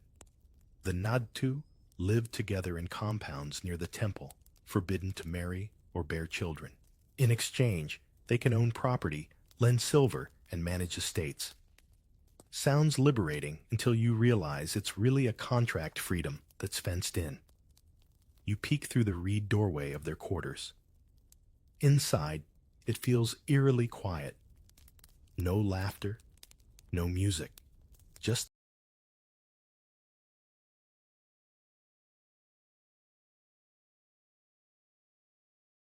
the sound of styluses scratching on clay. Some Nadtu come from wealthy families who donate them to the temple to secure divine favor or to ensure inheritance doesn't divide too thinly among siblings. Others come as repayment for family debts. Either way, once a woman enters the system, she doesn't leave. Imagine a life where your body and future are both donations. But then there are the Kadeshtu, holy women, of Inanna's cult.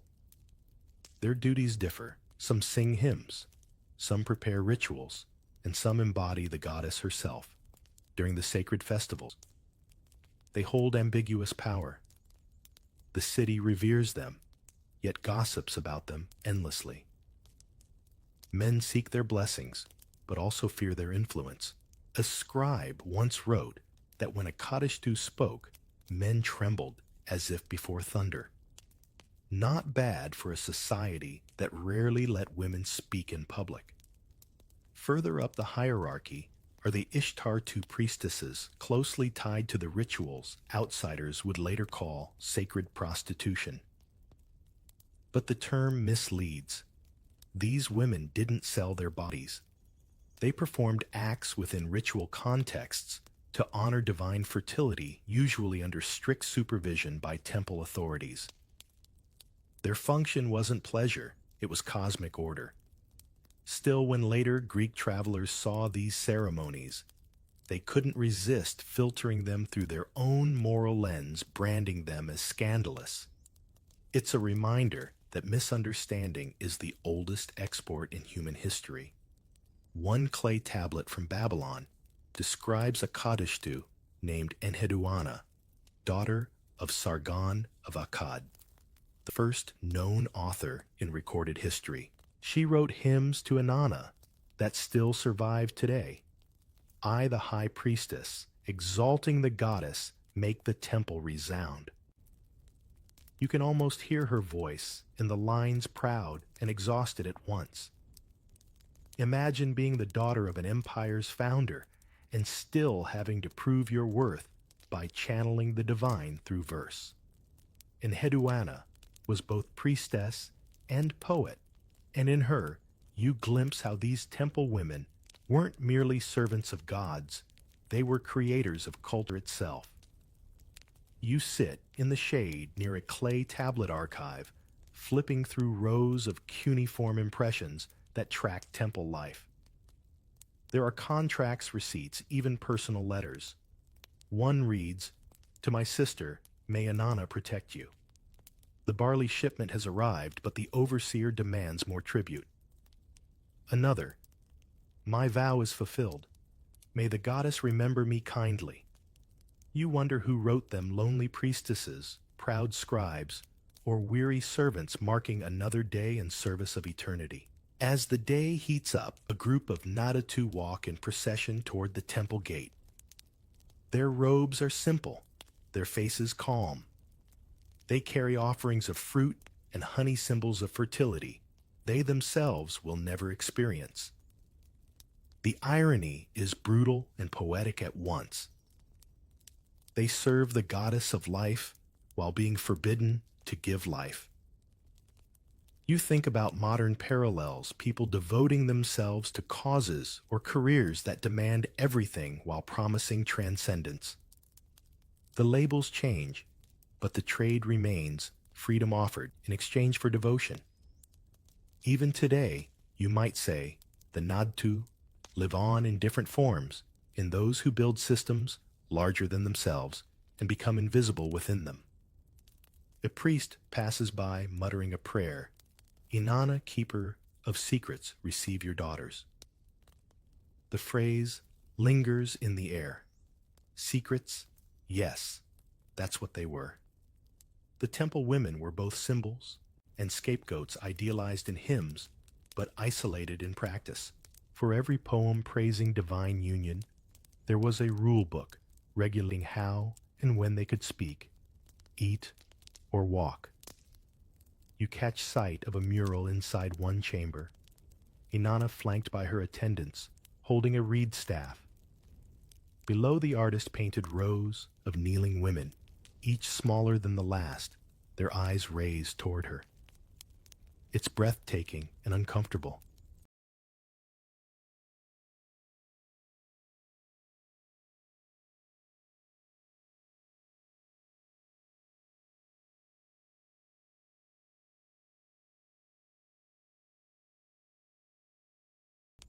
The image glorifies devotion while quietly reminding you who gets to define it.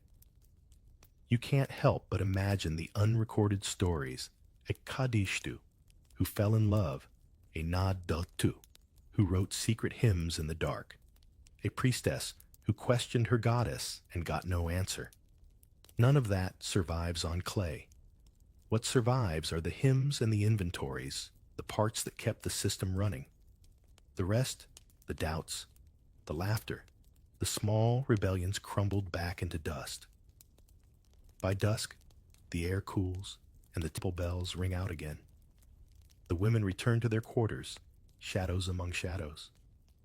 From afar, the ziggurat glows, serene and perfect.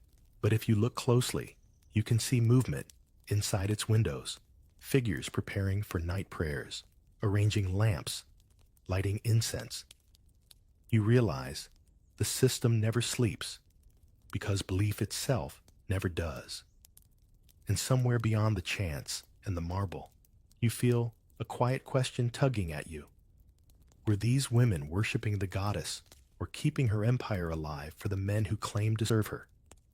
You sit on the edge of the temple stairs as twilight pours over Uruk and the city seems to hum like a living thing. From here, you can see everything. The market stalls, the dusty courtyards, the line of pilgrims stretching toward the gates.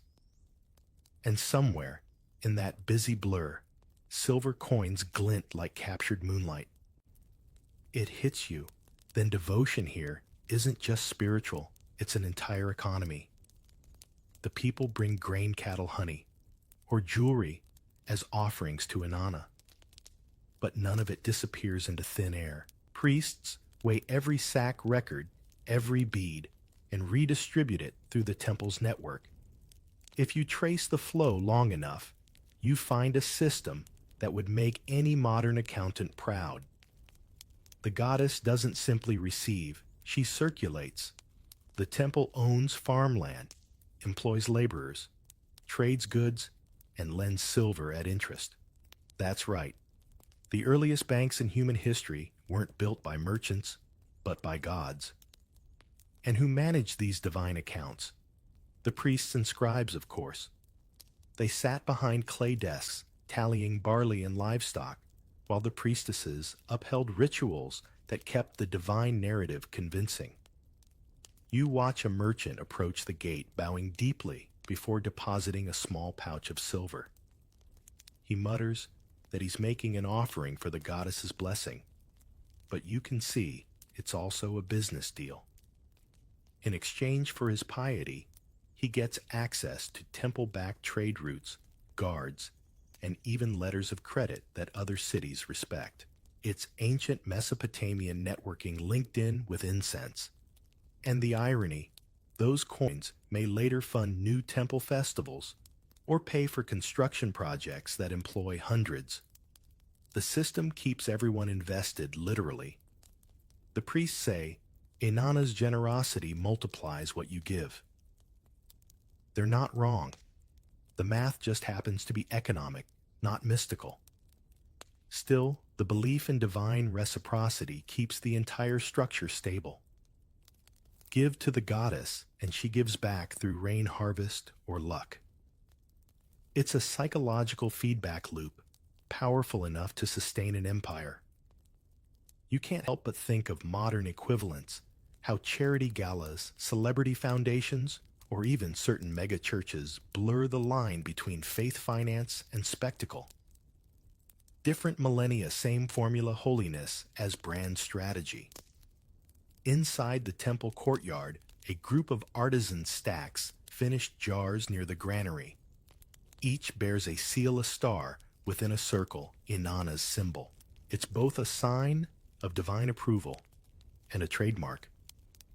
Temples monopolized not only religion, but reputation. If your goods carried the goddess's seal, they sold faster. And if they didn't, well, good luck convincing anyone the gods favored your work. You wander through the storage hall, where sacks of barley line the walls in precise order.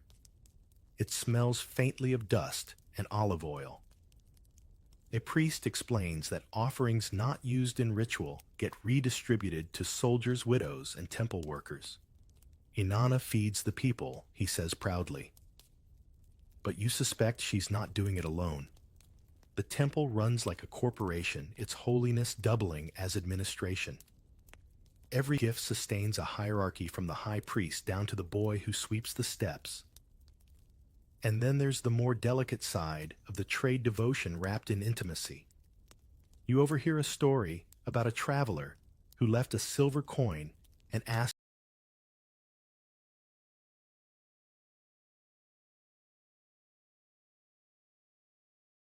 for a priestess's blessing in Inanna's name.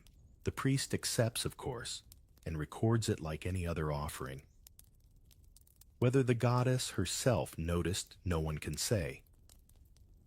What matters is that both parties leave believing they've participated in something sacred and profitable. This blending of commerce and ritual isn't hypocrisy, it's survival. In a land where rivers flood unpredictably and famine can erase entire generations, the temple becomes the stabilizer, both spiritual and economic. It promises meaning in chaos and order in uncertainty. You could call it divine insurance with excellent customer retention. A scribe nearby tells you that even kings owed debts to the temple. When monarchs went to war, they borrowed supplies from the gods and repaid them in spoils. A victorious campaign meant more wealth for Inanna's priests. A failed one meant new prayers and emergency donations. Either way, the goddess profited. You pause, listening to the clatter of tablets and styluses.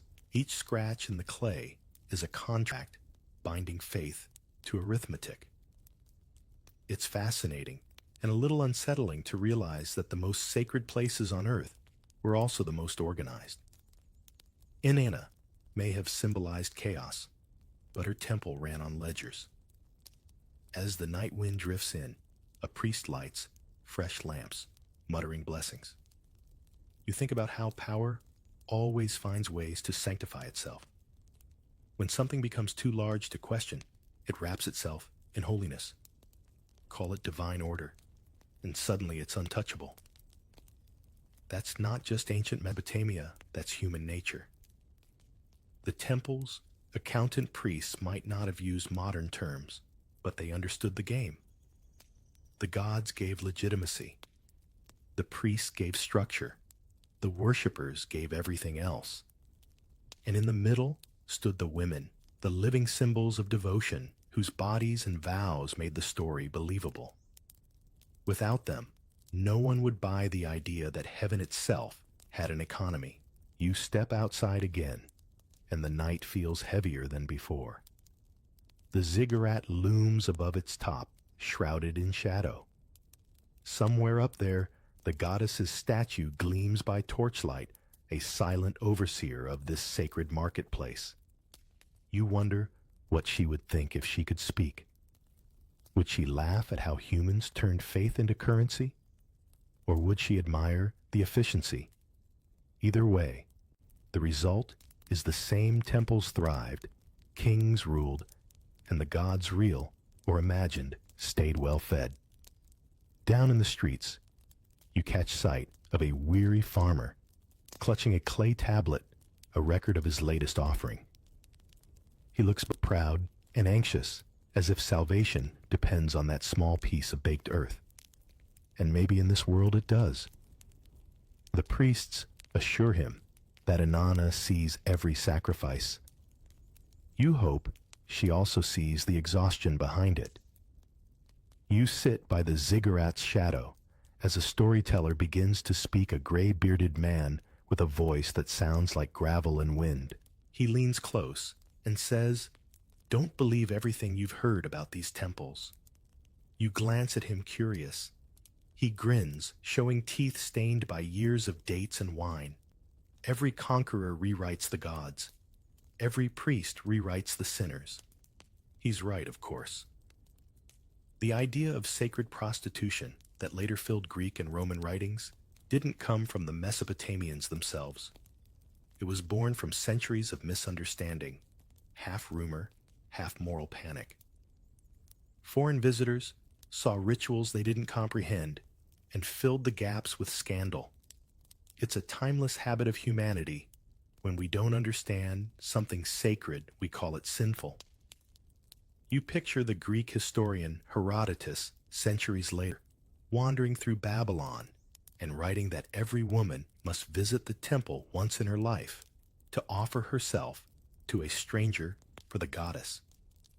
It's a compelling story, dramatic, salacious, easy to remember, perfect for dinner parties and scrolls. Except no tablet, no hymn, no local law ever mentions such a rule, not one. Yet the myth stuck because scandal sells better than nuance. The old man chuckles. They wanted to see sin, so that's what they saw. You nod. It's the same logic that still drives tabloids thousands of years later. People crave moral certainty, and nothing provides it faster than labeling something decadent. In reality, Mesopotamian rituals were deeply structured, layered with symbolism and astrology. But when those meanings vanished under translation, what survived was the gossip. You look around the courtyard and imagine how stories must have shifted with every conquest. When the Assyrians rose, they recast Inanna as Ishtar, still fierce, still divine, but slightly more acceptable to imperial taste. When the Persians conquered Babylon, they condemned her rites as barbaric. And when later Jewish scribes wrote their scriptures, echoes of Inanna's myths became cautionary tales about temptation and idolatry. The goddess didn't die. She was rebranded as a warning. History is rarely destroyed. It's repackaged. And nowhere is that clearer than here in this city that once worshipped the sacred feminine and then learned to fear it. You can trace it in the art. Early reliefs show Inanna triumphant standing on lions. Later ones shrink her into decorative motifs, harmless and ornamental. Power sanitized into decoration, another ancient tradition still alive today. You wander toward a row of abandoned chambers. The walls are chipped, the frescoes faded. A priest once stood here reciting hymns that promised fertility and favor, but now only dust answers. You think about how easy it is to erase something sacred by simply changing the story. Call it sin instead of sanctity, and soon even memory forgets which came first. Still, there's a strange persistence to truth. Even in later centuries, hints of Inanna's legacy seeped into other religions and myths. The Canaanite Astarte, the Phoenician Ashtoreth, the Greek Aphrodite, they all carry fragments of her. The rituals changed names, the meanings twisted, but the core divine love and power embodied through the feminine refused to vanish. It hid beneath new masks waiting for rediscovery. You think of modern scholars sifting through clay tablets in museum basements, slowly realizing that much of what the world knew about Mesopotamian temple rites was fiction. Archaeologists found no evidence of brothels attached to temples, no administrative records of payment for intimacy, no legal references to forced participation. Instead, they found hymns contracts, and poems that spoke of divine union as metaphor, the joining of heaven and earth, the renewal of the world. What was once labeled immorality now reads as cosmic poetry. But you also recognize the pain behind those misreadings. For the real women who served the temples, reputation became their afterlife. Once outsiders twisted their rituals into scandal, history sealed it that way for millennia. Imagine dedicating your life to a goddess only to be remembered as a stereotype. That's the cruelest immortality of all. The old storyteller shifts closer and asks, "Do you know what the priests of later empires feared most?" You shake your head. Not lust, he says, but autonomy. A woman who can call herself divine doesn't need permission to speak.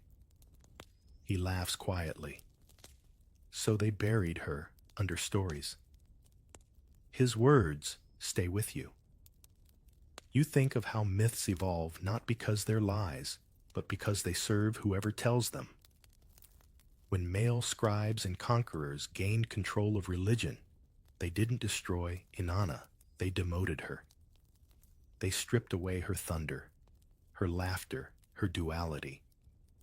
What remained was a ghost of her former self, the fallen woman, the seductress, the cautionary tale. You look out over the ruins, where the once golden bricks are now the color of bone. Somewhere in the silence, you almost hear the echo of hymns, soft, rhythmic, defiant. Maybe they never stopped. Maybe they're waiting for anyone to listen again, without judgment. As night deepens, the storyteller rises and pats the dust from his robe. Remember this, he says, every age decides which sins are convenient. But truth waits. You watch him disappear into the darkness, leaving you with that thought. The myths, the mistranslations, the centuries of judgment, they weren't accidents. They were tools. And perhaps, just perhaps, the real dark truth isn't what happened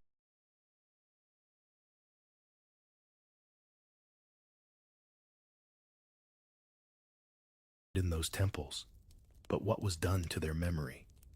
What if holiness could ruin your reputation?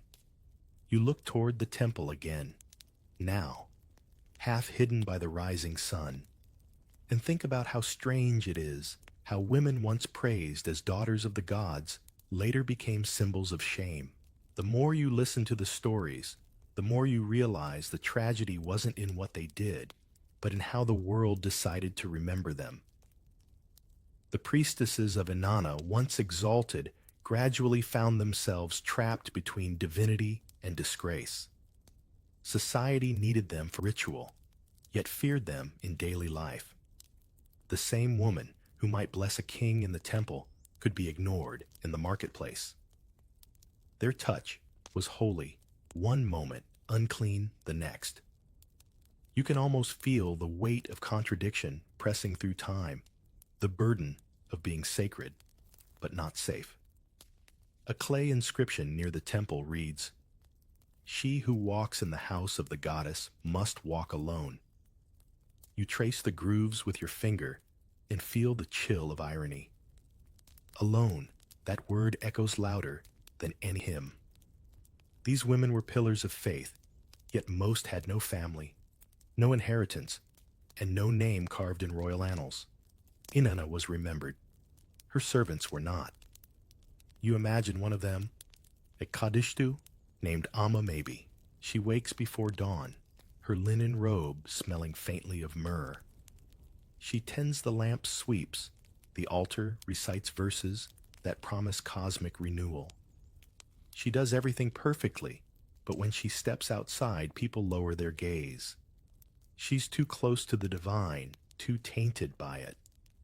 Paradox would drive anyone mad. The priests might preach that serving the goddess brings immortality, but it's a selective kind of immortality. Kings have statues, soldiers have songs.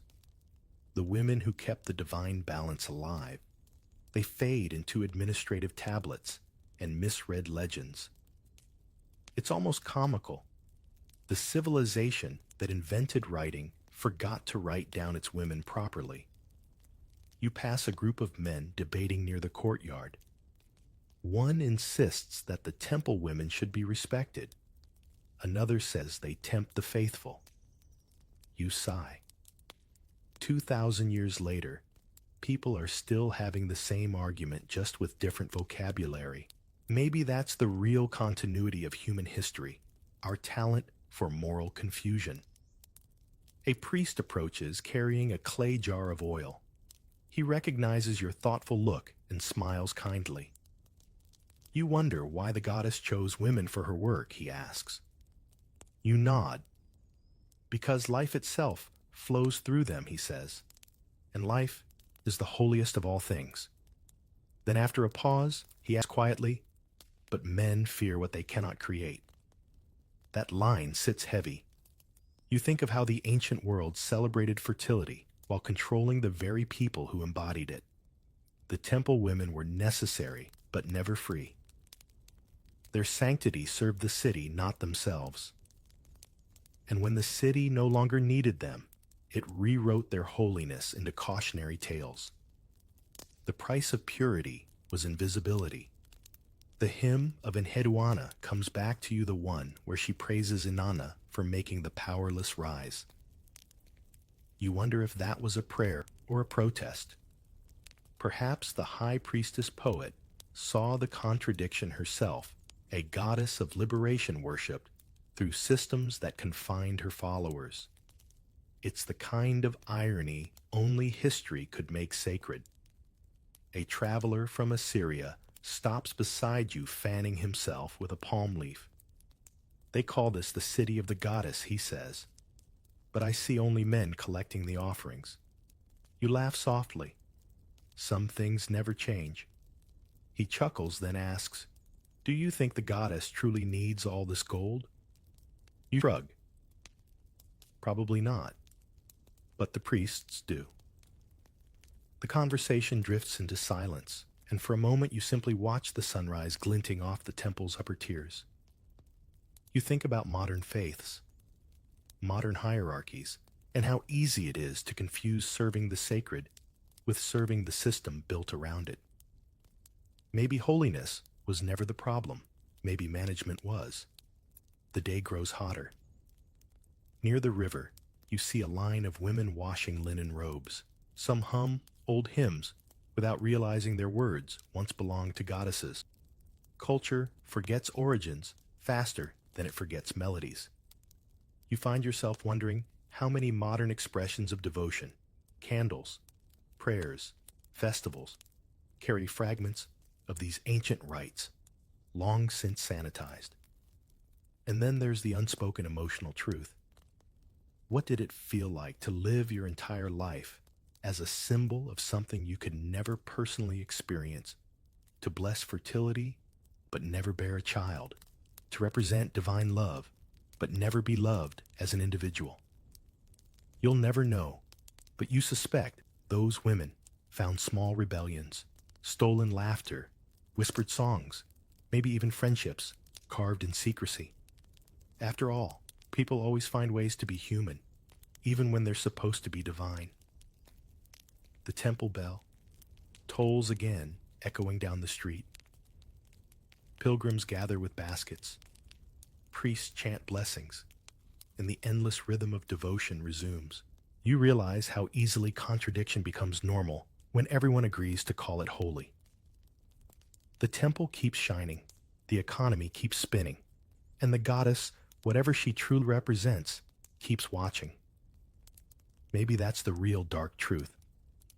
Holiness isn't pure. It's political, human, flawed, and yet somehow still luminous. The temple women might have lived under impossible expectations, but in their songs and rituals, they preserved something that even empires couldn't kill. The idea that creation itself is sacred, and that life in all its messy contradictions deserves to be honored. As the sun climbs higher, the ziggurat casts a long shadow across the marketplace. You stand there, caught between admiration and sorrow. The laughter of merchants, the chants of priests, the quiet prayers of women, they all blend into one long echo. And beneath it, a truth whispers, purity was never the goal. Power was. You wake to the sound of hammers echoing off the temple walls. The air smells different now. Less incense, more dust. The banners of Uruk have faded, replaced by Babylon's proud lions. Empires have changed hands again, and with each one, the gods get a makeover. Inanna's smile remains on a few old reliefs, but her name is slowly being replaced by another Ishtar. The same goddess. New. Branding. New politics. You walk through the streets and see the shift everywhere. Where once people whispered Inanna's hymns, now they bow to Marduk, the male god of order and kingship.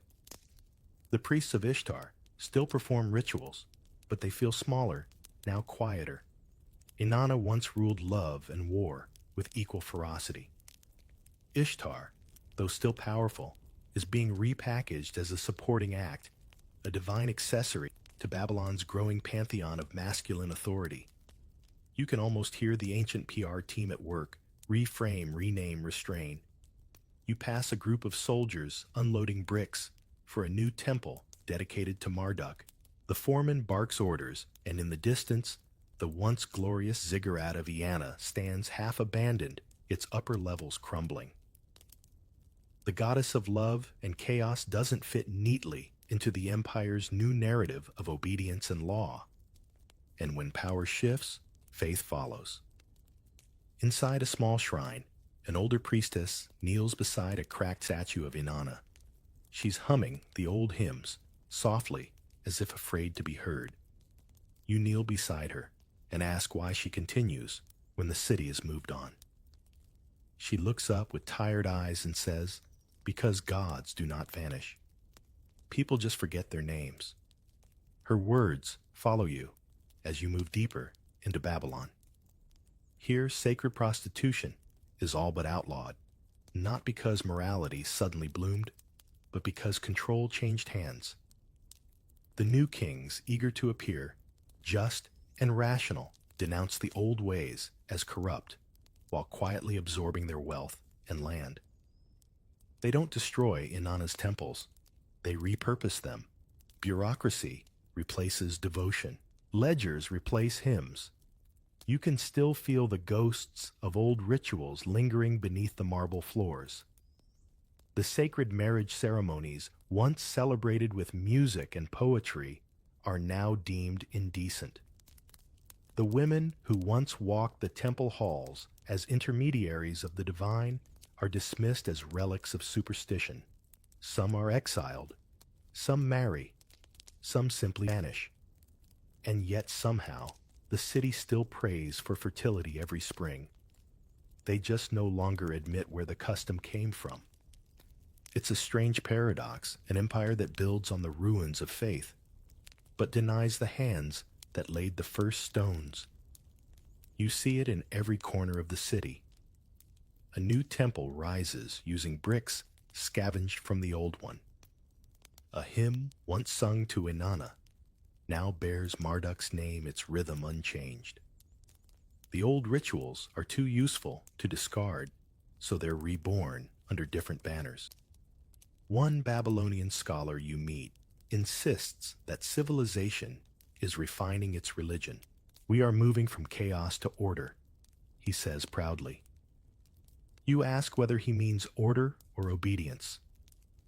He doesn't answer. He only smiles the way people do when they know the truth, but find it inconvenient. Farther north in Assyria, things grow harsher still. The Assyrians worship Ishtar of Nineveh, a goddess who resembles Inanna, but draped in armor instead of silk. She is the patron of conquest, now her tenderness stripped away. Soldiers march to war, carrying banners, with her image, believing she rides into battle with them. You can almost hear her laughing bitterly, once the goddess of love, now the goddess of siege engines.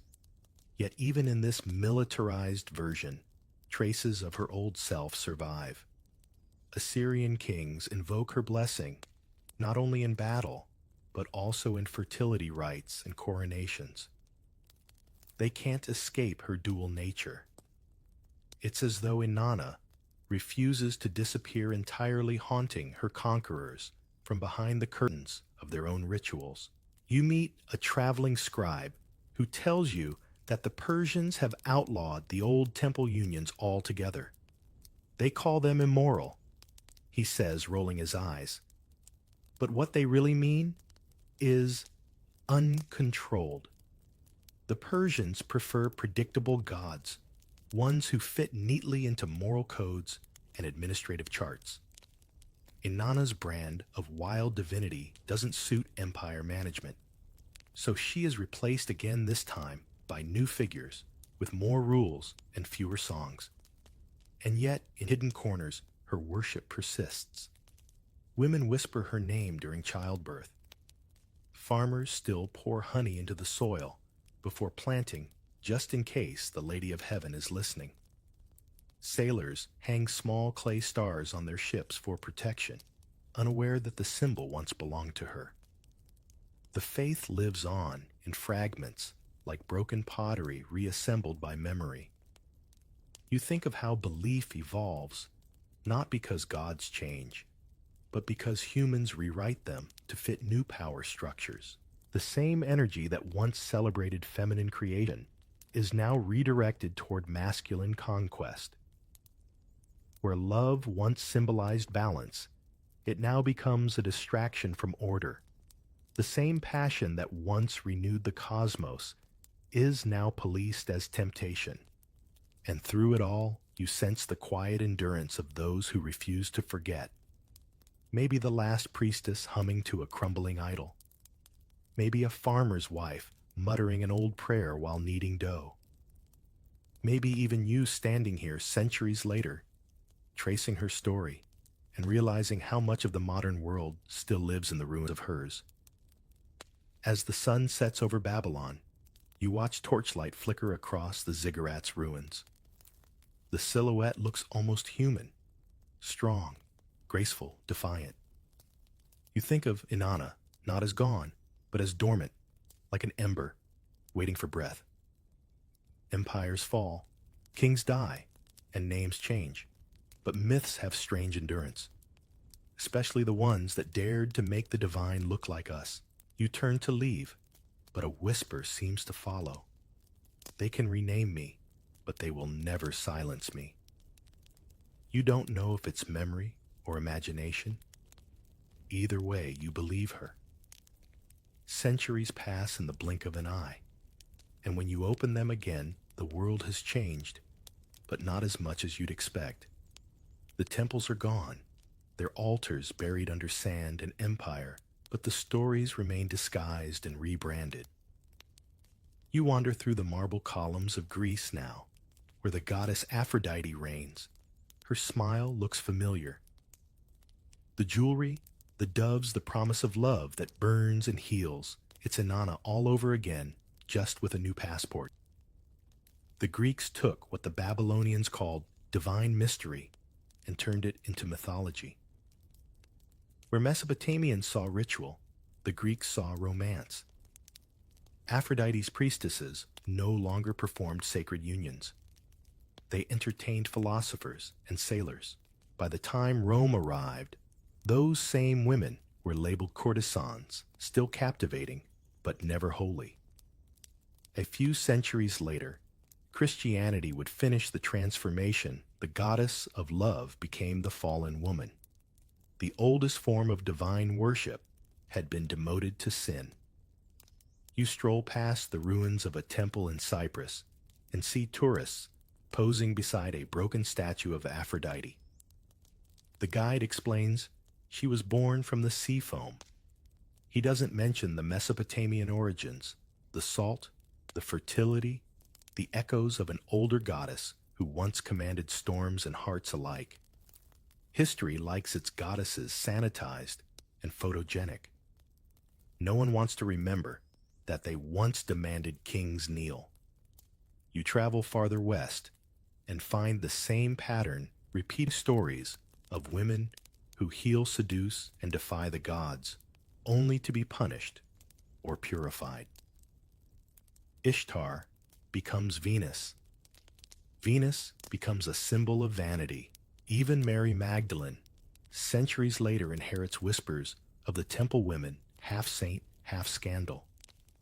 It's as if every civilization needs its Inanna, but none can tolerate her for long. In medieval Europe, the legend twists again. Chroniclers warn of witches who mix herbs, heal the sick, or tempt men with strange power. It sounds suspiciously familiar. Female authority rebranded as danger. Where once these women invoked goddesses, now they're accused of invoking demons. You can almost imagine Inanna watching from the sidelines, amused and furious at once. You pause by a cathedral wall carved with angels and saints. The symmetry is beautiful, but there's something eerie in how clean it all feels. No fire, no laughter, no divine chaos, just marble perfection. The sacred has been sterilized. The goddess of contradictions, who embodied both tenderness and fury, no longer fits.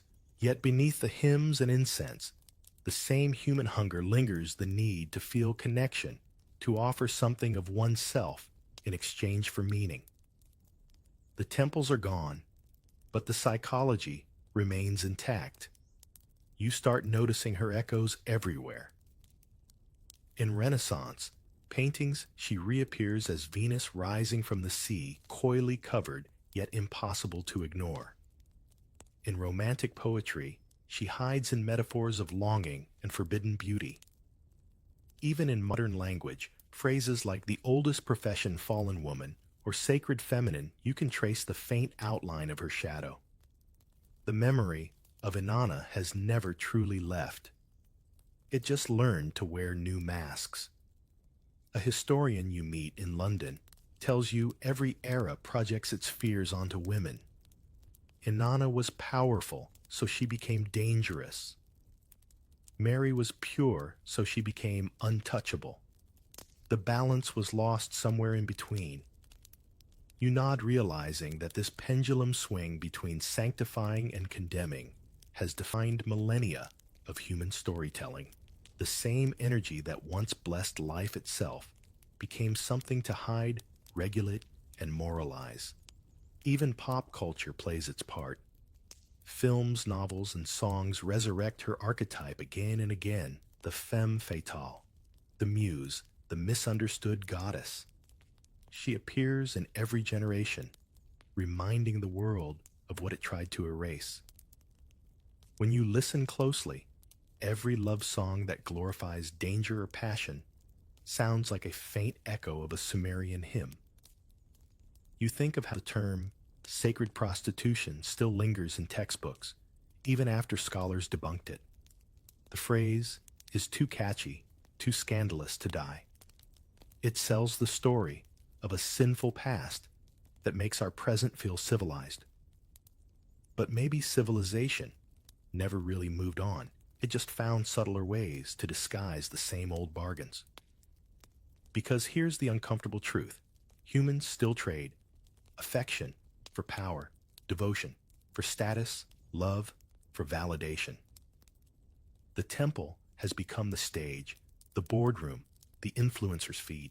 We may no longer leave offerings of barley and silver, but we still barter with our emotions, hoping for blessings in return. We've just rebranded the rituals and swapped incense for algorithms. You stop at a cafe watching people pass by with their phones glowing like votive lamps. Some scroll through pictures of idols, celebrities, gurus, lovers. Some whisper private prayers into comment sections. You almost laugh. The gods are digital now, but the worship looks remarkably familiar. Inanna would have thrived here. And then it hits you. The true legacy of those ancient rites isn't scandal or shame. It's endurance. Through all the empires, rewrites, and condemnations, the core belief survived. That connection between the human and the divine can happen through the body, through love, through creation itself. Whether we call it prayer art or intimacy, it's the same impulse to touch something eternal through something fleeting. As night falls, you return to your hotel, but the hum of the ancient world follows you. Maybe it's just the sound of traffic, or maybe it's the echo of a lyre played 5,000 years ago. You think of those temple women, half forgotten yet immortal in myth, and you can't help but wonder if the line between sacred and profane has always been blurry. Were they ever truly lost? Or are we still walking in their footsteps without realizing it? What if the ruins could still whisper? And what if what they whispered wasn't sin, but survival? You stand again at the foot of the ziggurat, the same stones that saw 1,000 candles burn for Inanna. The air feels different now, quieter, thinner, as if the centuries themselves have exhaled. The wind moves through broken columns, and for a moment you almost think you hear voices, not ghosts, but memories retelling their side of history at last. You climb the worn steps, each one chipped by time and empire. Below Uruk stretches in silence, its streets, now nothing but sand veins between ancient bones. You pause near the top, where once the goddess's shrine stood, a place where kings and farmers alike came seeking favor, where rituals were woven into the rhythm of the stars. The temple is gone, but the idea remains: humans offering something precious to something higher, hoping it will make sense of their chaos. You think back to everything you've seen: the chants, the gold, the women whose names didn't survive the myths that were rewritten by men who couldn't handle them. It all leads here to the single truth. What Mesopotamians called sacred prostitution wasn't about lust or shame. It was about exchange, not of bodies, but of belief.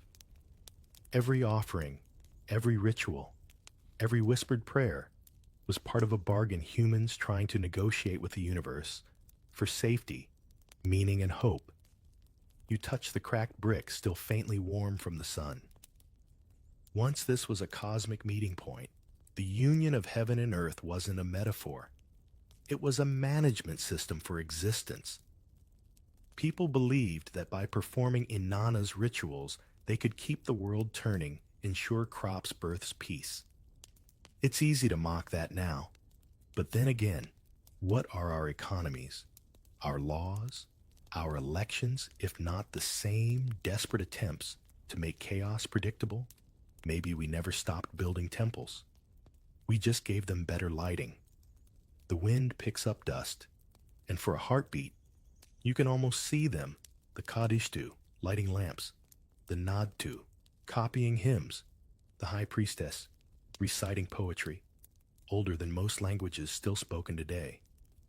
Their world may have vanished, but their purpose hasn't. They stood at the crossroads of power and vulnerability, faith and transaction, beauty and fear.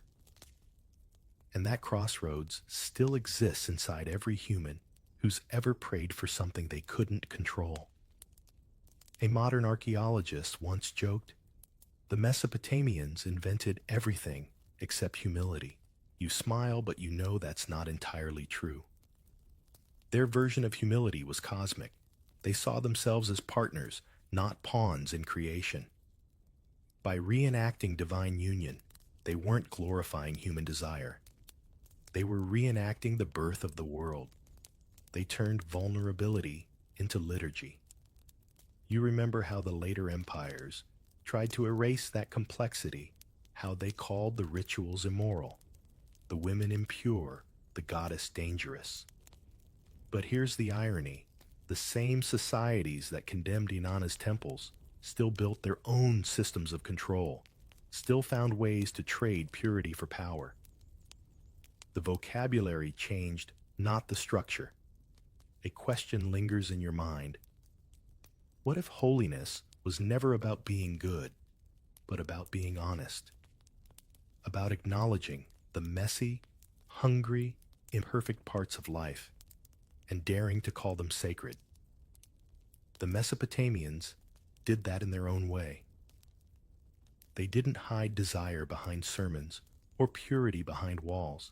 They offered it to the gods face up, like clay, waiting to be shaped.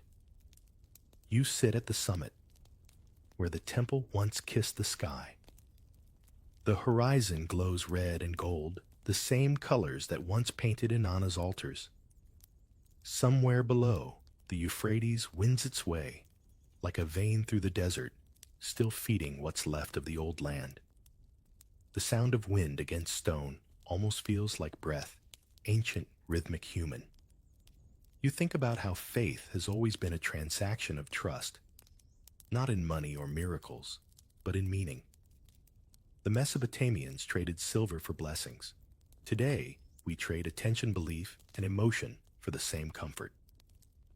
Maybe sacred prostitution was just humanity's first draft of devotion, raw, literal, unfiltered. We've been editing it ever since. You imagine walking back down, telling someone from the modern world what you've learned. They'd probably ask the wrong questions. Was it real? Was it moral? And miss the deeper one. Why did people need it? The answer is simple, and it hasn't changed in 5,000 years. People needed to feel that the universe was listening, that they weren't alone in the dark. And for a brief golden age under the ziggurat, they believed it was. The sun dips lower, setting the sky on fire. The ruins glow one last time, like the temple's lamps reigniting for an instant. You close your eyes and let the warmth sink in. For a moment, you understand what those ancient worshippers felt, that flicker of awe that turns fear into faith.